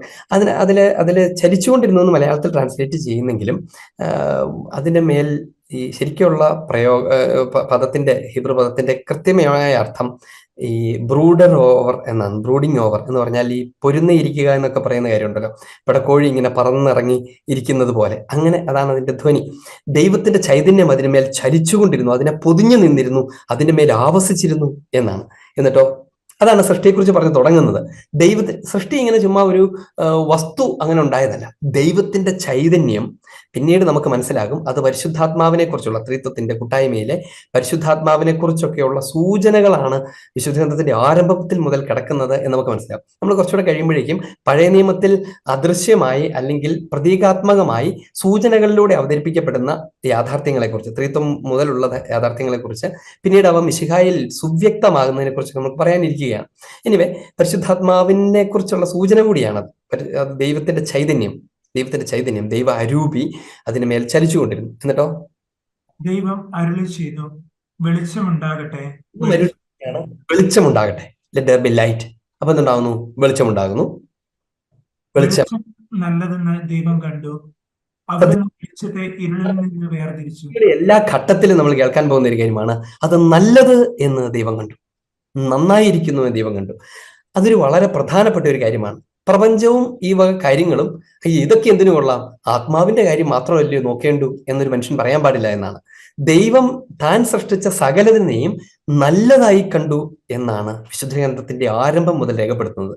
ദൈവം നല്ലതായി കണ്ട ഒരു കാര്യത്തെ നമ്മൾ മോശമായി കാണാൻ പാടില്ല എന്ന് പറഞ്ഞാൽ ഈ പ്രപഞ്ചമൊക്കെ ഇതിനെയൊന്നും മൈൻഡ് ചെയ്യേണ്ട കാര്യമില്ല. അതൊക്കെ എങ്ങനെയാണ് ശരിക്കും ഒരു വിശ്വാസി അവൻ ദൈവത്തെക്കുറിച്ചും അവന്റെ ആത്മാവിനെ കുറിച്ചും മാത്രം ചിന്തിച്ചാൽ മതി എന്നല്ല. അവൻ ജീവിക്കുന്ന പ്രപഞ്ചവും പ്രധാനപ്പെട്ടതാണ്. ഒരുപക്ഷെ അതുകൊണ്ടൊക്കെ തന്നെയാണ് പരിശുദ്ധ പിതാവ് ഫ്രാൻസിസ് പാപ്പ പ്രകൃതിയെ എന്ന് പറയുന്ന കാര്യത്തിലേക്ക് നമ്മളെ കൂടുതൽ ശ്രദ്ധ ക്ഷണിക്കുന്നത്. പക്ഷെ ചിലപ്പോഴെങ്കിലും ഒക്കെ ആ ശ്രദ്ധ ക്ഷണിക്കൽ പ്രപഞ്ചത്തെ ദൈവമാക്കുന്നതിലേക്കൊക്കെ പരിധി കടന്നു പോകുന്നുണ്ട് ചില ആളുകളുടെ കാര്യത്തിലെങ്കിലും എന്നതും എടുത്തു പറയേണ്ട ഒരു കാര്യമാണ്. അങ്ങനെ പോകേണ്ട കാര്യമില്ല. പാപ്പ അങ്ങനെയൊന്നും ഉദ്ദേശിക്കുന്നില്ല. പകരം സൃഷ്ടിയുടെ ആരംഭത്തിൽ മുതൽ തന്നെ വെളിപ്പെടുത്തിയ ദൈവത്തെ ധ്യാനിക്കാൻ ഈ പ്രപഞ്ചത്തെ അവഗണിക്കരുതെന്ന് മാത്രമേ അതിനെക്കുറിച്ച് പറയേണ്ടതുള്ളൂ. ഇനി അടുത്ത കാര്യം, പ്രകാശം ഉണ്ടാകുന്നു, നല്ലതെന്ന് ദൈവം കാണുന്നു. വീണ്ടും വെളിച്ചത്തിന് പകലെന്നും ഇരുളിന് രാത്രി എന്ന് പേരിട്ടു. ദൈവം ഇങ്ങനെ വെളിച്ചം സൃഷ്ടിച്ചു, എന്നിട്ട് പേരൊക്കെ ഇടുവാണ്. ഓക്കെ, ഈ സാധനം വെളിച്ചമായിട്ടിരിക്കട്ടെ, ഇത് ഇരുട്ടാകട്ടെ എന്നൊക്കെ പേരിടുകയാണ്. എന്നിട്ടോ സന്ധ്യയായി പ്രഭാതമായി ഒന്നാം ദിവസം. അങ്ങനെ പ്രകാശമൊക്കെ ഉണ്ടായി, അന്ധകാരത്തിൽ നിന്ന് വേർതിരിച്ചു, വെളിച്ചം എന്നൊക്കെ പേരൊക്കെ ഇട്ടു. അങ്ങനെ ഒന്നാം ദിവസം, സന്ധ്യയായി പ്രഭാതമായി ഒന്നാം ദിവസം. ആ വാചകം ശ്രദ്ധിച്ചേ, സന്ധ്യയായി പ്രഭാതമായി ഒന്നാം ദിവസം. നേരം വെളുത്തു വൈകുന്നേരമായി ഒന്നാം ദിവസം എന്നല്ല, ശ്രദ്ധിച്ച് കേൾക്കണം. സന്ധ്യയായി പ്രഭാതമായി ഒന്നാം ദിവസം. ഏതാണ്ട് ഇതിന്റെയൊക്കെ പശ്ചാത്തലത്തിലാണ് യഹൂദ പാരമ്പര്യത്തിലും പൗരസ്ത്യ സഭാ പാരമ്പര്യത്തിലും, ആഗോള കത്തോലിക്ക സഭയുടെ പാരമ്പര്യത്തിൽ മൊത്തത്തിൽ അങ്ങനെ തന്നെയാണ്, കുറച്ച് കൂടുതലായത് അനുഭവിക്കുകയൊക്കെ ചെയ്യുന്ന, അവതരിപ്പിക്കുകയൊക്കെ ചെയ്യുന്നത് പൗരസ്ത്യ സഭാ പാരമ്പര്യത്തിലൊക്കെ ഒരു ദിവസം ആരംഭിക്കുന്നത് സായാഹ്നത്തിലാണ്. റംശ പ്രാർത്ഥനയോടുകൂടിയാണ് ഒരു ദിവസം ആരംഭിക്കുന്നത്. അല്ലാതെ സപ്ര പ്രാർത്ഥന, മോർണിംഗ് പ്രയറോട് കൂടിയല്ല, വൈകുന്നേരത്തെ സായാഹ്ന പ്രാർത്ഥനയോടെയാണ്. അപ്പൊ അതുകൊണ്ട് സായാഹ്നം മുതൽ സായാഹ്നം വരെയാണ് ഒരു ദിവസമായി ഒരു ലിറ്റർജിക്കൽ കോണ്ടെക്സ്റ്റിലോ ഒരു പരിധി വരെ പറഞ്ഞാൽ തിയോളജിക്കൽ കോണ്ടെക്സ്റ്റിലോ ഒക്കെ ഒരു ദിവസത്തെ ഗ്രഹിക്കുന്നത്. അതിന്റെ ഒരു പശ്ചാത്തലം ഈ കാണുന്നതാണ്. സന്ധ്യയായി പ്രഭാതമായി ഒന്നാം ദിവസം. അത് ബയോളജിക്കൽ കാര്യമല്ല എന്ന് പറഞ്ഞാൽ ഈ ഭൂമിയുടെ ഒരു പ്രകൃതി ലൈറ്റ് വരുന്നതുമായിട്ട് ബന്ധപ്പെടുത്തിയ ഒരു കാര്യമല്ല. It's theological narrative. എന്തിനാണ് പറഞ്ഞത്? ഈ വായിക്കുന്ന കാര്യങ്ങളെല്ലാം ചുമ്മാ സൃഷ്ടിയുടെ ഭൗതിക വിവരണമല്ല എന്ന് സൂചിപ്പിക്കാൻ വേണ്ടിയാണ്. പ്രഭാതമാകുമ്പോഴായിട്ട് വൈകുന്നേരം ആകുമ്പോഴാണ് ഒരു ദിവസമാണെന്ന് നമുക്കറിയാം. പക്ഷേ അതല്ല ഉദ്ദേശിക്കുന്നത്. അതിനപ്പുറത്തുള്ള ഒരു ദൈവശാസ്ത്ര ആഖ്യാനമാണ് ഉദ്ദേശിക്കുന്നത് എന്ന് ഇങ്ങനത്തെ സൂചകങ്ങളിലൂടെ തന്നെ നമുക്ക് മനസ്സിലാവും. അങ്ങനെ ഒന്നാം ദിവസമായി. അടുത്ത രണ്ടാം ദിവസത്തെ കാര്യം നോക്കാം. ദൈവം വീണ്ടും അരുളി ചെയ്തു, ജലമധ്യത്തിൽ ഒരു വിധാനം ഉണ്ടാകട്ടെ. ദൈവം ഈ അവതരിപ്പിക്കുന്ന വിധത്തിലാണെങ്കിൽ ദൈവം അങ്ങനെ സന്ധ്യയ്ക്കായി അങ്ങനെ രണ്ടാം ദിവസത്തിലേക്ക് പ്രവേശിച്ചു. ദൈവം എന്ത് ചെയ്തു? ദൈവം അരുളി ചെയ്തു, ജലത്തിന് മീതെ ഒരു വിധാനം ഉണ്ടാകട്ടെ. അത് ജലത്തെ രണ്ടായി തിരിക്കട്ടെ. ദൈവം വിധാനം ഉണ്ടാക്കുകയും അതിന് താഴെയുള്ള ജലത്തെ മുകളിലുള്ള ജലത്തിൽ നിന്ന് വേർതിരിക്കുകയും ചെയ്തു. അപ്രകാരം സംഭവിച്ചു. ഓക്കെ, അതായത് മൊത്തം ജലത്തെ രണ്ടായി തിരിച്ചു. ഉദ്ദേശിക്കുന്നത് എന്താണ്? ആകാശത്തു നിന്നാണല്ലോ മഴയൊക്കെ പെയ്യുന്നത്. അപ്പൊ ജലമൊക്കെ മുകളിലിരിക്കുകയാണ്, കടലിലും വെള്ളം കിടക്കുന്നു. ഈ രണ്ട് വെള്ളത്തെയും കൂടി വേർതിരിച്ചതാണ് എന്ന് തോന്നുന്ന വിധത്തിലുള്ള ഒരു നരേഷൻ കേൾക്കുമ്പം ഈ സെക്യുലറിസ്റ്റുകളോ അല്ലെങ്കിൽ നിരീശ്വരവാദികളോ അവരെയൊക്കെ ചിലപ്പോൾ നിങ്ങളോട് ചോദിക്കും, കണ്ടോ അന്നത്തെ ദൈവത്തിന് പോലും ഈ കാര്യത്തെക്കുറിച്ച്, ദൈവവചനമാണ് നിങ്ങൾ പറയുന്നത്, അതിന് പോലും ഒരു വെളിവുമില്ലായിരുന്നു. കാരണം ആകാശം രണ്ടുതരം വെള്ളമൊന്നുമല്ല. കാരണം അന്ന് മുകളിൽ പോയി നോക്കാനുള്ള സംവിധാനമൊന്നും ഇല്ല. അതുകൊണ്ട് മഴ പെയ്യുമ്പോൾ ആളുകൾ വിചാരിച്ചു ആകാശത്ത് നിറച്ച് വെള്ളം വെച്ചേക്കുവാണ്, ആ വെള്ളത്തിൽ നിന്ന് കുറച്ച് ഇങ്ങോട്ട് താഴത്തോട്ട് ലീക്കായി പോരുന്നൊക്കെയാണെന്ന് വിചാരിച്ചിരുന്ന മണ്ടന്മാരുടെ പുസ്തകം എന്നൊക്കെ അവർ നിങ്ങളോട് ചോദിക്കും. ഇനി അത് കഴിഞ്ഞിട്ടോ, രണ്ടായിത്തിരിക്കട്ടെ, ദൈവം വിധാനമുണ്ടായി, ആകാശവും ഭൂമിയും തമ്മിൽ വേർതിരിക്കപ്പെട്ടു. ആകാശമുണ്ടായി. ആദ്യം പകല് രാത്രി പോലെ വേർതിരിക്കപ്പെട്ടെങ്കിൽ ഇവിടെ ആകാശവും ഭൂമിയും തമ്മിൽ വേർതിരിക്കപ്പെട്ടു എന്ന് പറഞ്ഞാൽ ഭൂമിയിലെ ജലവും തമ്മിൽ വേർതിരിക്കപ്പെട്ടു. അപ്രകാരം സംഭവിച്ചു. ഒരു കാര്യം ശ്രദ്ധിക്കുക, ഈ വിശുദ്ധ ഗ്രന്ഥം ആരംഭിക്കുന്നത് തന്നെ ജലത്തെക്കുറിച്ചാണ് കൂടുതൽ സംസാരിക്കുന്നത്. ശ്രദ്ധിച്ചോ? കരയെക്കുറിച്ച് സംസാരിച്ചുകൂടെ? ജലത്തെക്കുറിച്ച് സംസാരിക്കുന്നു. സൃഷ്ടിയുടെ ആരംഭത്തിലുള്ള ജലത്തെക്കുറിച്ച് സംസാരിക്കുന്നു. ഇങ്ങേയറ്റം കൂടുതൽ പിന്നീട് ഇതൊരു അങ്ങനെ ഒരു സയന്റിസിസം ആണെന്ന് നിങ്ങൾ വിചാരിക്കേണ്ടത്. ഞാൻ പെട്ടെന്ന് പറഞ്ഞതേ ഉള്ളൂ. ശാസ്ത്രം പോലും മനുഷ്യ ഉൽപ്പത്തിയെക്കുറിച്ചോ പ്രപഞ്ച ഉൽപ്പത്തിയെക്കുറിച്ചോ ഒക്കെ പറഞ്ഞു തുടങ്ങുന്നത് ജലത്തിൽ നിന്ന് പറഞ്ഞു തുടങ്ങുകയാണ് എന്ന് നമുക്കറിയാം, അല്ലെ? ജലത്തിൽ നിന്നാണ് ഓരോ ഏകകോശ ജീവികളൊക്കെ ഉണ്ടായി തുടങ്ങിയത്. പിന്നീട് കരയിലേക്ക് വന്നത് ജലാംശമുണ്ടെങ്കിൽ അവിടെ ജീവൻ ഉണ്ടാകും എന്നൊക്കെ കരുതാമെന്ന് പറഞ്ഞ് അങ്ങനെ ജലം കണ്ടെത്താനുള്ള പരിവേഷണങ്ങളൊക്കെ പല ഗ്രഹങ്ങളിലൊക്കെ നടത്തുകയൊക്കെ ചെയ്യുന്നത് കൂടെ ചുമ്മാ ചേർത്ത് ആലോചിച്ച് നോക്കുക. ഇങ്ങനെ ഞാൻ പറയുമ്പം പെട്ടെന്ന് ചില ആളുകൾ അവരുടെ വിശുദ്ധ ഗ്രന്ഥം എന്ന് അവർ വിളിക്കുന്ന പുസ്തകങ്ങളിൽ ഓരോ ഭാഗം കാണിച്ച്, കണ്ടോ ഇതിനെക്കുറിച്ച് കൊറോണ വരുമെന്ന് ഞങ്ങളുടെ ഗ്രന്ഥത്തിൽ അന്നേ എഴുതിയിട്ടുണ്ടായിരുന്നു എന്ന് പറയുന്നതിനെ കുറിച്ചല്ല ഈ പറയുന്നത്. അതായത് ലോകത്തിൽ മനുഷ്യൻ കണ്ടെത്തുന്ന എല്ലാ ശാസ്ത്രീയ സത്യങ്ങളുടെയും രഹസ്യം ഇങ്ങനെ ഒളിച്ചു വെച്ചിരിക്കുന്ന ഒരു ഗ്രന്ഥമൊന്നുമല്ല ബൈബിൾ. അതുകൊണ്ട് അങ്ങനെ വിചാരിക്കുകയും വേണ്ട. പക്ഷെ ചില സൂചകങ്ങൾ ഓർക്കുക.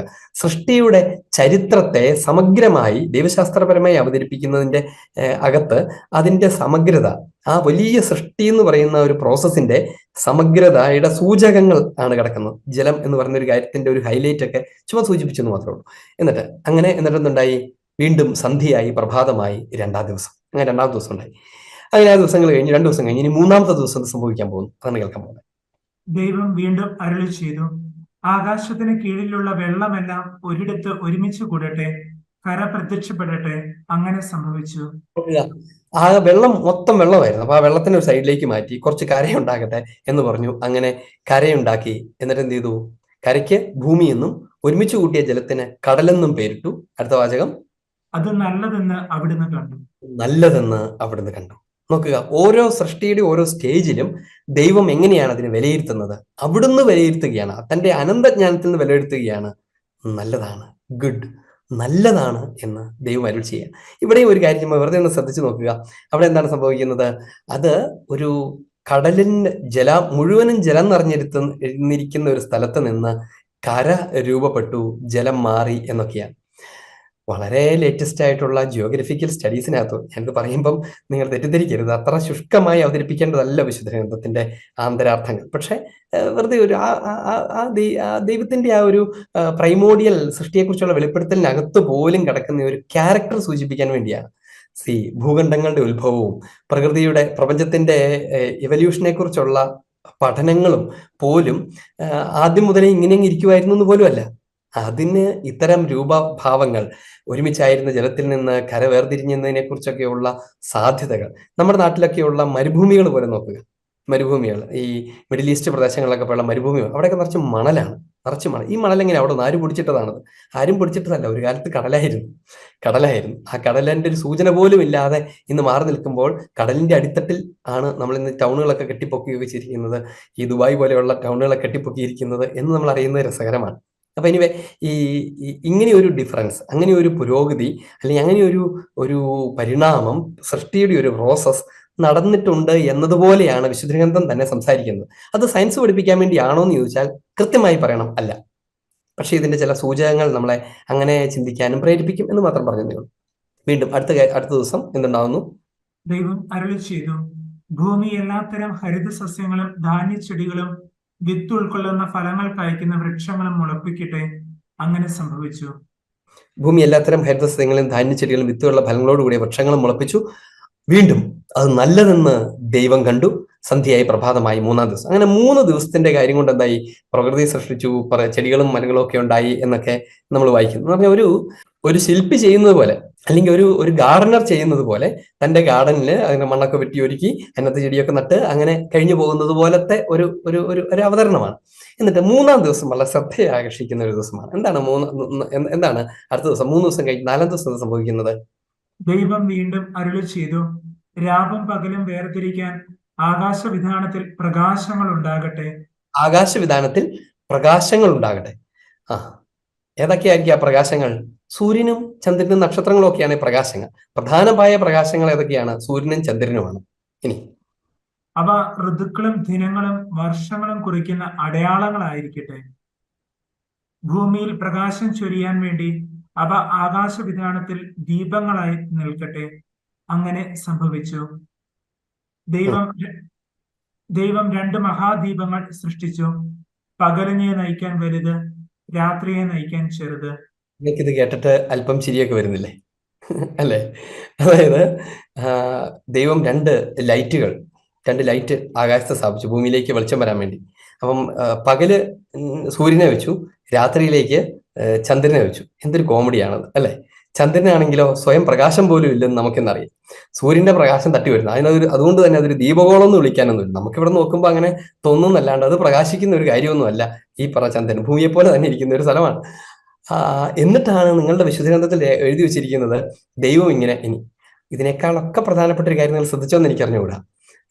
പകലിനെ നയിക്കാനായി സൂര്യനെ ഏൽപ്പിച്ചു, രാത്രിയെ നയിക്കാനായിട്ട് ചന്ദ്രനെ ഏൽപ്പിച്ചു. തമാശ എന്താണ്? 1-ാം ദിവസമാണ് വെളിച്ചവും അന്ധകാരവും സൃഷ്ടിക്കുന്നത്. 1-ാം ദിവസം വെളിച്ചവും അന്ധകാരവും സൃഷ്ടിക്കുകയാണ്. എന്നിട്ട് 3-ാം ദിവസമാണത്രേ, 4-ാം ദിവസമാണത്രേ, 3 ദിവസം കഴിഞ്ഞ് 4-ാം ദിവസമാണത്രേ ഈ പറയുന്ന സൂര്യനെയും ചന്ദ്രനെയും സൃഷ്ടിക്കുന്നത്. വിവരക്കേടെന്നല്ലാണ്ട് എന്താണ് പറയേണ്ടത്, അല്ലെ? ഇതൊക്കെയാണ് നമ്മുടെ മനസ്സിലേക്ക് കടന്നു വരുന്ന ചോദ്യങ്ങൾ. ഇതിനെക്കുറിച്ചൊക്കെ നമ്മൾ വിശദമായി പിന്നീട് ഈ സൃഷ്ടി വിവരണം എന്താണ് എന്നതിനെക്കുറിച്ച് നമ്മൾ പറയാനിരിക്കുന്നു. പക്ഷെ ഒരു കാര്യം മാത്രം ഞാൻ പറയാൻ വേണ്ടിയിട്ടാണ് ഇപ്പോൾ വന്നത്.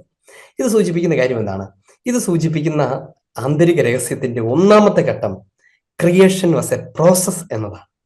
സൃഷ്ടി എന്ന് പറയുന്നത് ഇങ്ങനെ ഒരു സൂത്രാംഗം ഉണ്ടായതല്ല, അല്ലെങ്കിൽ ദൈവം ഇങ്ങനെ ഒരു ദിവസം ഒരു ഞൊടിയുടെ കൊണ്ട് ഇതിങ്ങനെ അങ്ങ് സൃഷ്ടിച്ചതല്ല, സൃഷ്ടി മുഴുവനും പൂർത്തിയായി കഴിഞ്ഞതല്ല.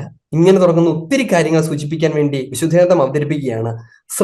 ദൈവത്തിന്റെ സൃഷ്ടികർമ്മം എന്ന് പറയുന്നത് ഒരു പ്രോസസ്സാണ്. പ്രോസസ് എന്ന് പറയുന്നത് എന്താണ്? അതൊരു തുടർ പ്രക്രിയയാണ് എന്നതാണ്. എന്ന് വെച്ചാൽ 6 ദിവസങ്ങൾ ദൈവം സൃഷ്ടികർമ്മത്തിൽ ഏർപ്പെടുന്നു, 7-ാം ദിവസം വിശ്രമിക്കുന്നു. സത്യത്തിൽ എന്താണത്? അത് ഇസ്രായേലിന്റെ ജീവിതാനുഭവമാണ്. 6 പ്രവൃത്തി ദിനങ്ങളും 7-ാം ദിവസത്തെ സാബത്തും. 6 പ്രവൃത്തി ദിനങ്ങളും 7-ാം ദിവസത്തെ സാബത്തും. ഇതെങ്ങനെയുണ്ടായി എന്ന് ചോദിച്ചാൽ ദൈവം അവർക്ക് കൊടുത്ത കൽപ്പനയാണ്, ആഴ്ചയിൽ സാബത്ത് ദിവസം ദൈവത്തിന്റെ ദിനമാണ്. 6 ദിവസങ്ങൾ നിങ്ങൾക്ക് അധ്വാനിക്കാം, എന്നാൽ 1-ാം ദിവസം അവരുടെ സാബത്ത് അനുസരിച്ച് അത് ദൈവത്തിന്റെ ദിവസമാണ്. അപ്പൊ 6 ദിവസം കഴിഞ്ഞാൽ പിന്നെ ദൈവത്തിന്റെ ദിവസം വരും. അപ്പൊ അങ്ങനെ ആ ദിവസത്തെ സാബത്തായി ആചരിക്കുന്ന ഒരു ക്രമമുണ്ടായി. നമ്മൾ ഇന്നത് ഞായറാഴ്ച ദിവസം ദൈവത്തിന്റെ ദിവസമായി നമ്മൾ ആചരിക്കുന്നു. ഇസ്രായേലിനെ സംബന്ധിച്ചത് ശനിയാഴ്ച ദിവസമായിരുന്നു അവരുടെ സാബത്ത്. നമ്മൾ ഈശോയുടെ ഉത്ഥാനത്തിന്റെ ദിവസമാണ് ശരിക്കുള്ള സാബത്ത് ആയിരിക്കേണ്ടതെന്ന് അറിയാവുന്നതുകൊണ്ട് നമ്മൾ അങ്ങനെ ആചരിക്കുന്നു. ഇനി അടുത്ത പ്രധാനപ്പെട്ട കാര്യം എന്താണ്? നമ്മുടെ ആരാധനാക്രമ വത്സരത്തെ നോക്കുക. അത് ഇപ്പൊ നമ്മൾ പുതിയൊരു ആരാധനാക്രമ വത്സരം ആരംഭിച്ചു. അത് മനുഷ്യാവതാരത്തിന് വേണ്ടിയുള്ള കാത്തിരിപ്പിന്റെ കാലഘട്ടമാണ്. ഈശോയുടെ ജനനത്തിനുള്ള കാത്തിരിപ്പിന്റെ കാലഘട്ടമാണ്. ഇതിനെ നമ്മൾ മനസ്സിലാക്കേണ്ടത് ഈ പിറവി തിരുനാളിന് ഒരുക്കമായുള്ള മംഗളവാർത്ത കാലഘട്ടം എന്താണ് സത്യത്തിൽ? അത് ഈശോ വരെയുള്ള മുഴുവൻ കാത്തിരിപ്പിനെയും ചുരുക്കി വെച്ചിരിക്കുന്ന ഒരു കാലഘട്ടമാണ്. അതായത് പ്രപഞ്ച സൃഷ്ടി മുതൽ മിശിഹായുടെ വരവ് വരെയുള്ള മനുഷ്യവംശത്തിന്റെ, പ്രകൃതിയുടെയും മനുഷ്യവംശത്തിന്റെയും സൃഷ്ടിയുടെയും കാത്തിരിപ്പിന്റെയും കാലഘട്ടത്തെയാണ് നമ്മൾ ഈ ആരാധനാക്രമ കാലഘട്ടത്തിൽ അനുസ്മരിക്കുന്നത്. അല്ലാതെ വെറുതെ ഒരു ഏതാനും ദിവസം, ഒരു 25 ദിവസം നമ്മൾ ഇങ്ങനെ പ്രാർത്ഥിച്ചൊരുങ്ങി ഈശോയെ കണ്ടുമുട്ടാൻ കാത്തിരിക്കുന്നുവെന്നോ, അല്ലെങ്കിൽ ഈശോയുടെ വരവിനെ കുറിച്ച് മംഗളവാർത്ത നൽകി എന്ന കാര്യം മാത്രമല്ല. പകരം അത് സൃഷ്ടി മുതലുള്ള മിശിഹായുടെ വരവ് വരെയുള്ള ലോങ് പ്രോസസ്സിനെ കുറിച്ചാണ് പറയുന്നത്. ഇനി അതങ്ങനെ കടന്നുപോയിട്ട് ഏറ്റവും അവസാനത്തെ കാലം ഏതാണ്? സിറോ മലബാർ ക്രമത്തിലോ അല്ലെ പൗരസ്ത്യ ക്രമങ്ങളിലൊക്കെ അവസാനത്തെ കാലം അത് പള്ളിക്കൂദാശ കാലമാണ്. സഭയുടെ മഹത്വീകരണ കാലഘട്ടമാണ്. ഇത്രയും വലിയൊരു കാലഘട്ടത്തിൽ, അതായത് സൃഷ്ടി മുതൽ സ്വർഗരാജ്യത്തിലുള്ള കൂടിച്ചേരൽ വരെ നീണ്ടു കിടക്കുന്ന കാലങ്ങളായി തിരിച്ചിരിക്കുന്ന ഒരു ഒരു ഒരു സർക്കിൾ, ഒരു യുഗം. അതാണ് ആരാധനാക്രമ കാലഘട്ടത്തിൽ നമ്മൾ അനുസ്മരിക്കുന്നത് അല്ലെങ്കിൽ പുനരവതരിപ്പിക്കുന്നത്, ഒരു വർഷമായി ആചരിക്കുകയൊക്കെ ചെയ്യുന്നത്. എന്താണ് ഇതിന്റെ പുറകിൽ കിടക്കുന്ന കാര്യം എന്നറിയാമോ? അതിന്റെ പുറകിൽ കിടക്കുന്ന കാര്യം ഇതാണ്. ഈ സാബത്ത് ദിവസം എന്ന് പറയുന്നത് ദൈവത്തിന്റെ ദിവസമാണ്. അന്ന് ദൈവം പ്രവർത്തിക്കുന്നില്ല. നമ്മൾ ആ ഭാഗത്തെക്കുറിച്ച് എങ്ങനെ വായിക്കും? ഏറ്റവും അവസാനത്തെ ദിവസം എന്താണ്? ഏറ്റവും അവസാനത്തെ ദിവസം ദൈവം വിശ്രമിച്ചു എന്നാണ്. 2-ാമത്തെ അധ്യായത്തിന്റെ ആദ്യ വാചകമാണ്. അങ്ങനെ ആകാശവും ഭൂമിയും അവയുള്ള സമസ്തവും പൂർണ്ണമായി. ദൈവം തന്റെ ജോലി 7-ാം ദിവസം പൂർത്തിയാക്കി താൻ തുടങ്ങിയ പ്രവൃത്തിയിൽ നിന്ന് വിരമിച്ച് 7-ാം ദിവസം അവിടുന്ന് വിശ്രമിച്ചു.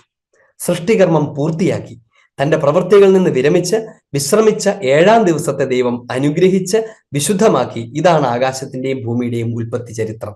അങ്ങനെ പറഞ്ഞിട്ടാണ് ഈ സൃഷ്ടവസ്തുക്കളെ, മനുഷ്യനുൾപ്പെടെയുള്ള സൃഷ്ടിയുടെ ചരിത്രത്തെ ആദ്യത്തെ ഒരു ഫുൾ അധ്യായം കൊണ്ട്, അധ്യായമായി തിരിച്ചത് പിന്നീടാണ്, അധ്യായം കൊണ്ട് അവതരിപ്പിക്കുന്നത്. സത്യത്തിൽ എന്താണ് ഇതിന്റെ ഉള്ളിൽ കിടക്കുന്നത്? 1-ാമത്തെ പാഠം അതിതാണ്. ഈ സൃഷ്ടി വിവരണം അതൊരു പ്രോസസ്സിനെ കുറിച്ചാണ് പറയുന്നത്. ദൈവത്തിന്റെ സൃഷ്ടി ഒരു ദിവസം കൊണ്ട് പെട്ടെന്ന് സംഭവിച്ചതല്ല. ദൈവം സൃഷ്ടികർമ്മം ആരംഭിക്കുകയും അത് പൂർത്തിയാക്കുകയും ചെയ്യുന്നത് വരെ നീണ്ടുപോകുന്നതാണ്. ഇനി എന്താണ് ഈ ദിവസങ്ങൾ എന്നുകൊണ്ട് ഉദ്ദേശിക്കുന്നത്? ദിവസങ്ങൾ എന്നതുകൊണ്ട് ഉദ്ദേശിക്കുന്നത് അത് ആലങ്കാരികമായി അവതരിപ്പിക്കുന്നതാണ്. ഒരു ദിവസം രാവിലെ എഴുന്നേറ്റ് വെളിച്ചം സൃഷ്ടിച്ചു, 2-ാമത്തെ ദിവസം എഴുന്നേറ്റ് ചെടികളെ സൃഷ്ടിച്ചു എന്ന് പറയലല്ല അതിന്റെ ഉദ്ദേശം. പകരം ദൈവം പ്രപഞ്ചത്തെ സൃഷ്ടിച്ചത് അല്പാൽപമായിട്ടാണെന്നോ അല്ലെങ്കിൽ ക്രമമായിട്ടാണെന്നോ അല്ലെങ്കിൽ അതൊരു സൃഷ്ടിയുടെ പുരോഗതിയായിരുന്നു എന്നോ സൂചിപ്പിക്കാൻ വേണ്ടിയിട്ടാണ്. സൃഷ്ടിയുടെ പുരോഗതിയായിരുന്നു സൂചിപ്പിക്കാൻ വേണ്ടിയാണ്. വളരെ സിമ്പിളായിട്ടൊന്ന് മാറി എന്ന് ആലോചിച്ച് കഴിഞ്ഞാൽ ഏതൊരു എവല്യൂഷൻ തിയറിയും വളരെ സിമ്പിളായി ഗ്രഹിക്കാൻ നമുക്ക് സാധ്യമാണ്. ദൈവത്തിന്റെ സൃഷ്ടി അതൊരു പുരോഗതിയാണ്, സൃഷ്ടികർമ്മമാണ്. ഈ സൃഷ്ടിയുടെ പങ്കാളികളാണ് നമ്മൾ എന്നതാണ് അതിന്റെ അടുത്ത കാര്യം. ദൈവം മനുഷ്യനെയും പ്രപഞ്ചത്തെ സൃഷ്ടിച്ചിരിക്കുന്ന ഒരു ദിവസം കൊണ്ട് സൃഷ്ടിച്ച ഒരു സ്റ്റാറ്റിക് ആയിട്ടൊരു വസ്തുവായി നിലനിർത്തുകയല്ല, സൃഷ്ടിയുടെ തുടർച്ച സംഭവിക്കുക. വെറുതെ ഒന്ന് ആലോചിച്ച് നോക്കുക, ഈ ഭൂമിയിലേക്ക് നോക്കുക, ഈ ഭൂമിയിൽ ഓരോ വസ്തുക്കളെ നോക്കുക.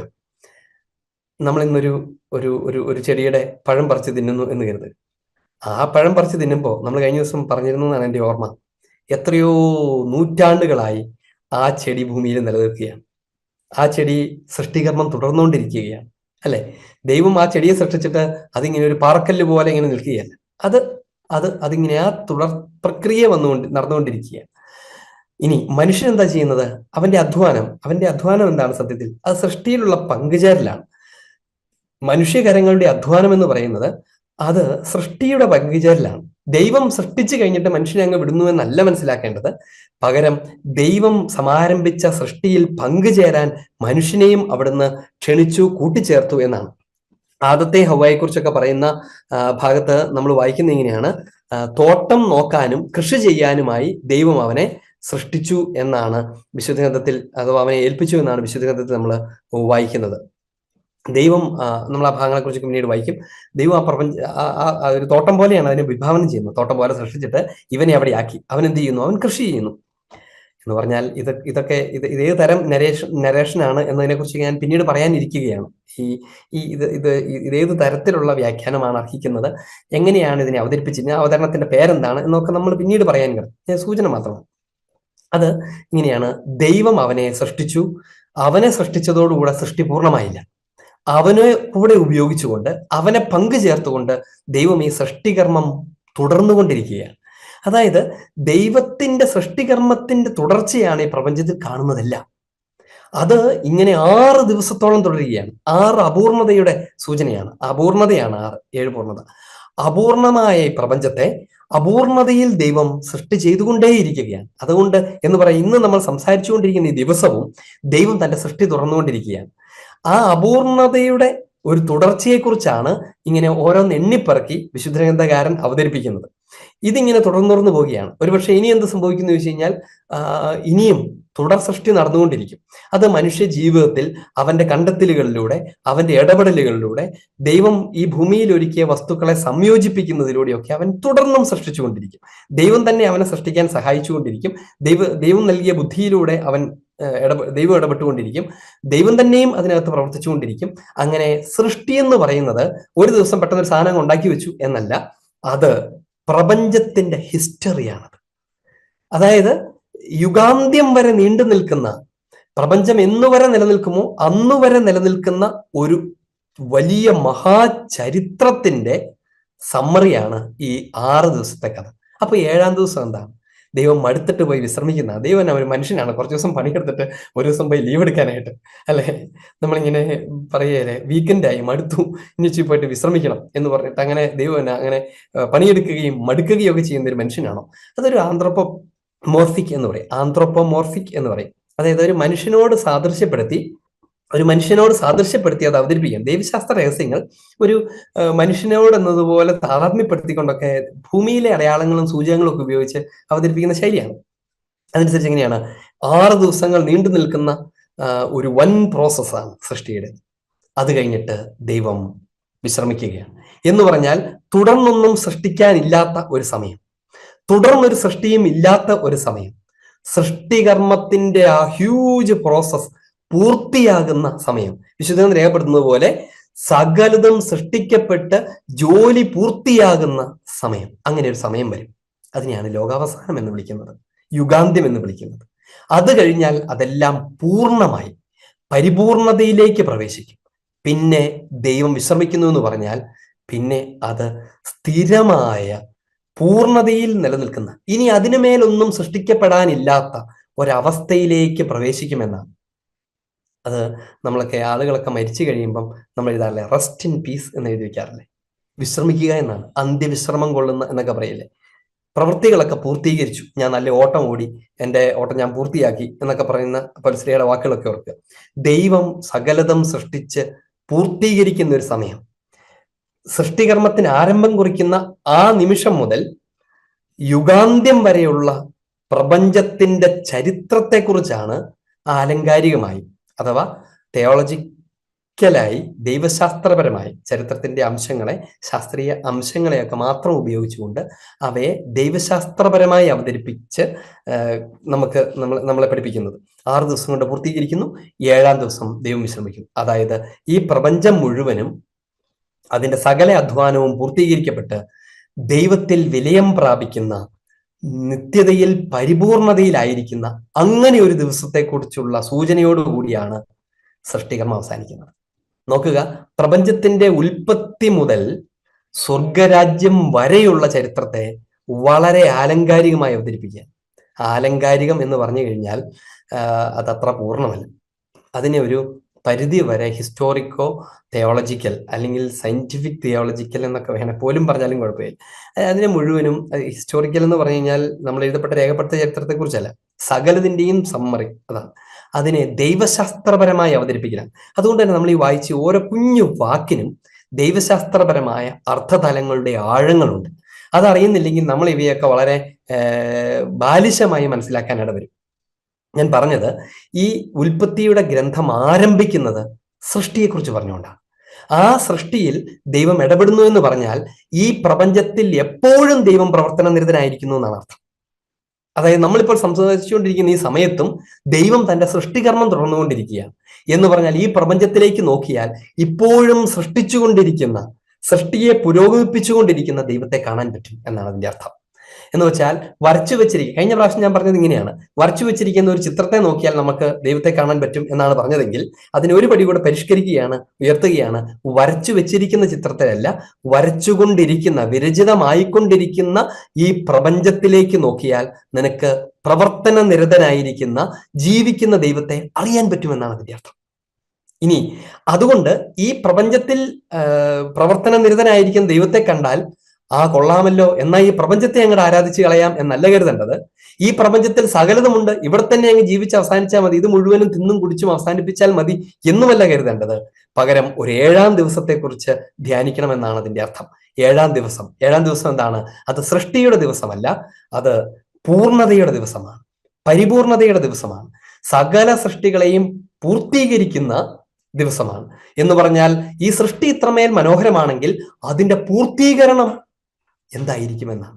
ആ പൂർത്തീകരണം ഇനി അല്പം പോലും പുരോഗമിക്കാനില്ലാത്ത, ഇനി ഒരു അല്പം പോലും ഡെവലപ്പ് ചെയ്യാൻ പോലും സാധ്യതയില്ലാത്തതുപോലെ കൾമിനേറ്റ് ചെയ്ത, കംപ്ലീറ്റ് ചെയ്ത, ഫുൾഫില്ല് ചെയ്ത, പെർഫെക്റ്റ് ആയി തീർന്ന എക്സിസ്റ്റൻസിനെ കുറിച്ചാണ് 7-ാം ദിവസത്തിൽ പറയുന്നത്. എന്ന് പറഞ്ഞാൽ ഓരോ ഞായറാഴ്ചയും സത്യത്തിൽ സ്വർഗത്തിന്റെ ആചരണമാണ്. ഈ ഭൂമിയിൽ മാത്രമായി തിന്നുകുടിച്ച് ജീവിക്കുന്നവൻ അല്ലാതിരിക്കേണ്ട മനുഷ്യൻ അവന്റെ ഭാഗധേയത്തെക്കുറിച്ച്, സ്വർഗത്തെക്കുറിച്ച് ചിന്തിക്കുന്ന ദിവസമാണ് ഈ ഞായറാഴ്ച ആചരണം എന്ന് പറയുന്നത്.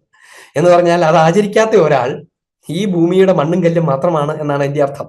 ഇവൻ ഇവിടെ ചെയ്യുന്നതും പ്രതീക്ഷിക്കുന്നതുമാണ് അവന് നാളെ കിട്ടാൻ പോകുന്നത്. ഈ ഞായറാഴ്ച സ്വർഗത്തെ കാക്ഷിക്കുന്ന, സ്വർഗത്തെ അനുഭവിക്കുന്ന ദിവസമാണ്. അതും കൂടി അനുഭവിച്ചാലേ മനുഷ്യൻ പൂർണ്ണനാവുകയുള്ളൂ. അതവിടെ നിൽക്കട്ടെ. പറഞ്ഞു വന്നത്, ഇങ്ങനെ വിശുദ്ധ ഗ്രന്ഥത്തിന്റെ ആരംഭം മുതൽ സൃഷ്ടിയെക്കുറിച്ച് പറയുന്നത് കുറച്ച് ഗൗരവമായിട്ടാണ് എന്നാണ് ഈ പറഞ്ഞത്. വളരെ ഷാലോ ആയിട്ട് ബാക്കി എല്ലാത്തിനും സൃഷ്ടിച്ചു, എന്നിട്ട് മനുഷ്യനെ സൃഷ്ടിച്ചു, പിന്നെ ദൈവം മനുഷ്യനോട് ഇടപെടാൻ തുടങ്ങി, അവൻ ആത്മാവിനെ കൊടുത്തു എന്നതല്ല. സൃഷ്ടി എന്ന് പറയുന്ന ഒരു ഗ്രോത്തിനകത്ത്, ഒരു ഹ്യൂജ് പ്രോസസ്സിനകത്ത് ദൈവം മനുഷ്യനെ സൃഷ്ടിച്ചു. അപ്പൊ അതിനെ രണ്ടായിട്ട് കാണണം. മനുഷ്യനെ സൃഷ്ടിക്കുന്നത് വരെയുള്ള സൃഷ്ടി ഒരു ഘട്ടം, രണ്ടാമത്തത് മനുഷ്യനെ സൃഷ്ടിക്കുന്ന അല്ലെങ്കിൽ മനുഷ്യനുണ്ടായിരിക്കുന്ന ഘട്ടം. ഇതാണ് സൃഷ്ടി ചരിത്രത്തിന്റെ രണ്ട് ഘട്ടങ്ങൾ, സൃഷ്ടി ചരിത്രത്തിനകത്തുള്ള രണ്ട് ഘട്ടങ്ങൾ. അതിൽ ഒന്നാമത്തേത് അത് മനുഷ്യനെ കൂടാതെയുള്ള പ്രപഞ്ചമാണ്. അത് മീനിങ്ലെസ് ആണ്. മനുഷ്യനെ കൂടാതെയുള്ള സൃഷ്ടി അത് മീനിങ്ലെസ് ആണ്. ഇപ്പൊ ഈ പ്രപഞ്ചത്തെ നോക്കിക്കോളൂ. ഈ പ്രപഞ്ചം എങ്ങനെ ഇരിക്കുന്നു? ഇന്നത്തെ മനുഷ്യനില്ലാന്ന് വിചാരിക്കുക. അതൊക്കെ എന്തിനാണ്? കഴിക്കാൻ ആളില്ലാത്ത ഒരു ഭക്ഷണത്തെ കുറിച്ച് ആലോചിച്ചാൽ മതി. കഴിക്കാൻ ആളില്ലാത്ത ഒരു ഭക്ഷണം അല്ലെ? ഒരു വീട്ടിലൊരമ്മ ഒരു 20 പേർക്കുള്ള ഭക്ഷണം ഉണ്ടാക്കി വെക്കുക. അമ്മ മാത്രമേ ഉള്ളൂ അവിടെ. അതങ്ങനെ ഉണ്ടാക്കി വെച്ചു. അത് കാണുന്ന ഒരാൾക്ക് എന്താ തോന്നുക? സങ്കടം വരും ചിലപ്പോൾ, അല്ലെ? എന്തിനാ ഇത്? അർത്ഥശൂന്യമായ ഒരു ഭക്ഷണം. പക്ഷെ അവിടെ മനുഷ്യനും കൂടി ഉണ്ടാകുമ്പോഴാണ് ആ ഭക്ഷണത്തിന് അർത്ഥമുണ്ടാകുന്നത്. എന്ന് പറഞ്ഞാൽ മനുഷ്യൻ ഉണ്ടാകുമ്പോഴാണ് പ്രപഞ്ചത്തിന് അർത്ഥം ഉണ്ടാകുന്നതെന്നാണ് അതിന്റെ അർത്ഥം. അതുകൊണ്ട് നമ്മൾ വിശുദ്ധ ഗ്രന്ഥത്തിൽ നമ്മൾ വായിക്കും, സൃഷ്ടി ദൈവം ഇങ്ങനെ ഈ പ്രോസസ്സിന്റെ പൂർത്തീകരണത്തിലാണ് ദൈവം മനുഷ്യനെ കൊണ്ടുവരുന്നത്. എന്ന് പറഞ്ഞാൽ ഒരു തോട്ടം നന്നായി ഒരുക്കിയിട്ട് അവിടേക്ക് അത് കാണാൻ ആളെ കൊണ്ടുവരുന്നത് പോലെ, അല്ലെങ്കിൽ വിരുന്നൊരുക്കിയിട്ട് അത് ഭക്ഷിക്കാൻ ആളെ കൊണ്ടുവരുന്നത് പോലെ. വിശുദ്ധ ഗ്രന്ഥത്തിൽ ഈശോയുടെ ഉപമകളിലൊക്കെ നോക്കുക, എല്ലാം ഒരുക്കി വെച്ചിട്ട് ക്ഷണിക്കാൻ പോകുന്നു. അതുപോലെയാണ് ദൈവം എല്ലാം ഒരുക്കി വെച്ചിട്ട് അവനെ കൊണ്ടുവരുവാണ്. കാരണം അവനാണ് ഇതിന്റെ കേന്ദ്രം, അവനാണ് ഇതൊക്കെ ആസ്വദിക്കേണ്ടത്, അവനാണ് ഇനി ഇതിനെ പരിപാലിക്കേണ്ടത്, അവനാണ് ദൈവത്തോടൊത്ത് ആ ദൈവം അതുവരെ ചെയ്ത സൃഷ്ടികർമ്മത്തെ തുടർന്നു കൊണ്ടുപോകേണ്ടത്. അങ്ങനെ ദൈവത്തിന്റെ സൃഷ്ടിയുടെ പെർഫെക്ഷനിലേക്ക് എത്തുന്ന ഘട്ടം, തന്റെ തന്നെ ഛായയിൽ പൂർത്തീകരിക്കുന്ന സൃഷ്ടി, അത് മനുഷ്യനാണ്. അതുകൊണ്ട് ഈ സൃഷ്ട പ്രപഞ്ചത്തിലേക്ക് നോക്കിയാലും മനുഷ്യനിലേക്ക് നോക്കിയാലും ദൈവത്തെ കാണാൻ പറ്റും, ദൈവത്തിന്റെ ഹിതം കാണാൻ പറ്റും, ദൈവത്തിന്റെ സ്വപ്നങ്ങൾ കാണാൻ പറ്റും, ദൈവത്തിന്റെ ഭാവം അറിയാൻ പറ്റും എന്നതാണ് അതിന്റെ കാര്യം. അതുകൊണ്ട് ആദ്യം രേഖപ്പെടുത്തി തുടങ്ങിയത് പേപ്പറിലല്ല, ദൈവവചനം രേഖപ്പെടുത്തി തുടങ്ങിയത് ഈ പ്രപഞ്ചത്തിലാണ്.